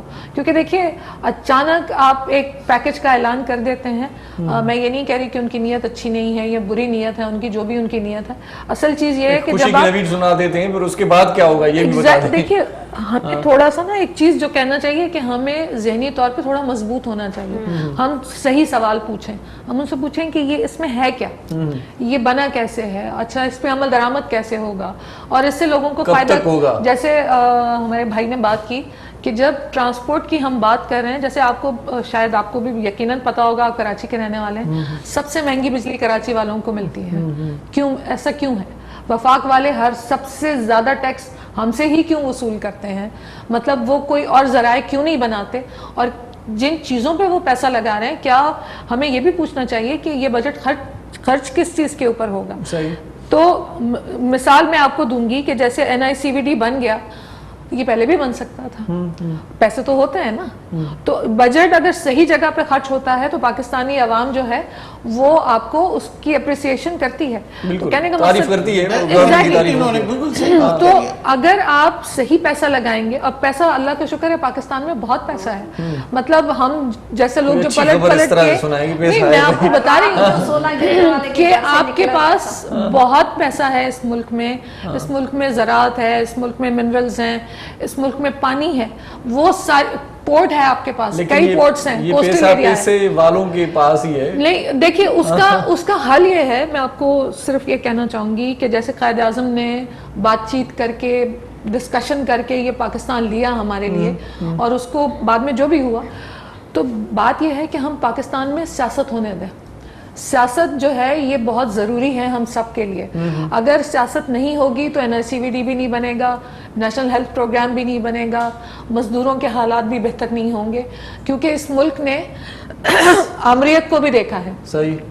उन अदवार में क्या हुआ, सियासत असल सियासत होनी चाहिए। सियासत का नाम जो बदनाम किया ज़ाउलक ने, हमें उससे निकलना चाहिए, जिसमें लिखा होता था कि सियासी गुफ्तगू नहीं हो सकती। उनको डर लगता था कि अगर सियासी गुफ्तगू होने लग गई तो उन्होंने जो इक़्तिदार पे नाजायज कब्जा किया हुआ है वो वापस ले लिया जाएगा। उसके बाद आज तक होटलों में लिखा होता है सियासी गुफ्तगू। तो कहने का मकसद मेरा ये है मेरे भाई कि हमें इस मुल्क में एक पॉजिटिव जो कॉन्सेप्ट है सियासत का, हमें वो करने की ज़रूरत है। तो अगर वो होगा तो जैसे ट्रेड यूनियन एक्ट जो कायद आज़म ने बनाया, उसके मुताबिक पाकिस्तान में हर कोई यूनियन बना सकता था, सिवाय वो लोग जो फौज में हैं, सही। जो यूनिफॉर्म में हैं, जो महाज पे जाके लड़ते हैं, सही। उनके अलावा हर कोई बना सकता है। दुनिया में आज बहुत सारे ममालिक हैं जहाँ फौज की भी यूनियन है, स्वीडन में फौज की भी यूनियन है, और वो तमाम ममालिक जो तरक्की जिन्होंने की है वहाँ आम लोगों के हालात बेहतर हैं। जैसे आपने कहा ना कि वो पैसा है किसके पास, तो जब लोग मुनज़्ज़म ही नहीं होंगे, जब लोग सियासत ही नहीं करेंगे, जब लोग सियासी पार्टियों में, जैसे आपने बिल्कुल सही कहा कि ख़ानदानी सियासत नहीं होनी चाहिए, लेकिन हर एक को सियासत में हिस्सा लेने का मौका मिलना चाहिए। तो जब आप अपने हक के लिए लड़ सकेंगे तभी आप ज़राए के ऊपर भी सही सही है। जब आप अपने हक के लिए लड़ेंगे तभी मसाइल हल होंगे। बहुत शुक्रिया तीनों मोअज़्ज़ज़ मेहमानों का। आज का डिस्कशन यहाँ पर इख्तिताम पजीर हुआ और हमने कोई एंटरटेनमेंट की बात नहीं की आज, लेकिन बड़ी काम की बात अच्छा थी। गाना सुना। तो खैर वरी भी तव्हांजी अदी महिरबानी, आपका बहुत शुक्रिया, आपका बहुत शुक्रिया। मरम साईं तव्हांजी वॾी महिरबानी। ऐं आख़िर में वेंदे वेंदे तव्हां कलाम ॿुधूं न आख़िर में वेंदे वेंदे मां तव्हांजो कलाम छो भला मूंखां छो रोज़ था चओ मां कलाम रोज़ हाणे अॼु जेकर तव्हां न ॿुधायो न थोरो तव्हांखे ॿुधाइम जो प्रोग्राम जे आगाज़ में ॿुधाइम। जी बिल्कुल बहुत अच्छी है। जब आपने जैसे कहते हैं जिस जज्बे से आप गा रहे थे चलें जी, पाकिस्तान चलें के जी, बारे अब में, कायदे-ए-आज़म के बारे में, फरमाइश आपकी आवाज़ बड़ी फरमाइश अच्छी है। डबल हो गई। हम गाना सुनते डबल फरमाइश नाज़रीन, इरशाद जी आवाज़, इरशाद जी ख़ूबसूरत आवाज़ में हिन गाने खे असां एंजॉय कंदासीं। हाणे असांजे प्रोग्राम जो वक़्तु बि वञी पुॼाइण ते पहुची वियो आहे। इंशाल्लाह वरी मंडे ते मुलाक़ात थींदी। पंहिंजो, पंहिंजे घर वारनि जो, पंहिंजो जिन सां तव्हां मोहबत कंदा, जेके तव्हां सां मोहबत कंदा, उन सभिनी जो खोड़ सारो ख्यालु रखिजो। दुआ में असांखे यादि रखिजो। सदफ़ भुट्टो एंड इरशाद जागीर तव्हां खां मोकिलायूं था असां पारां अलावा ई, ऐं उस्ताद मोहरम साईं खे चवंदुमि साथ ॾिजो ऐं इजाज़त बि ॾिजो त ॻायूं। सो जिए लतीफ़ जिए मिठी ॿोली सदाईं गॾु। जी।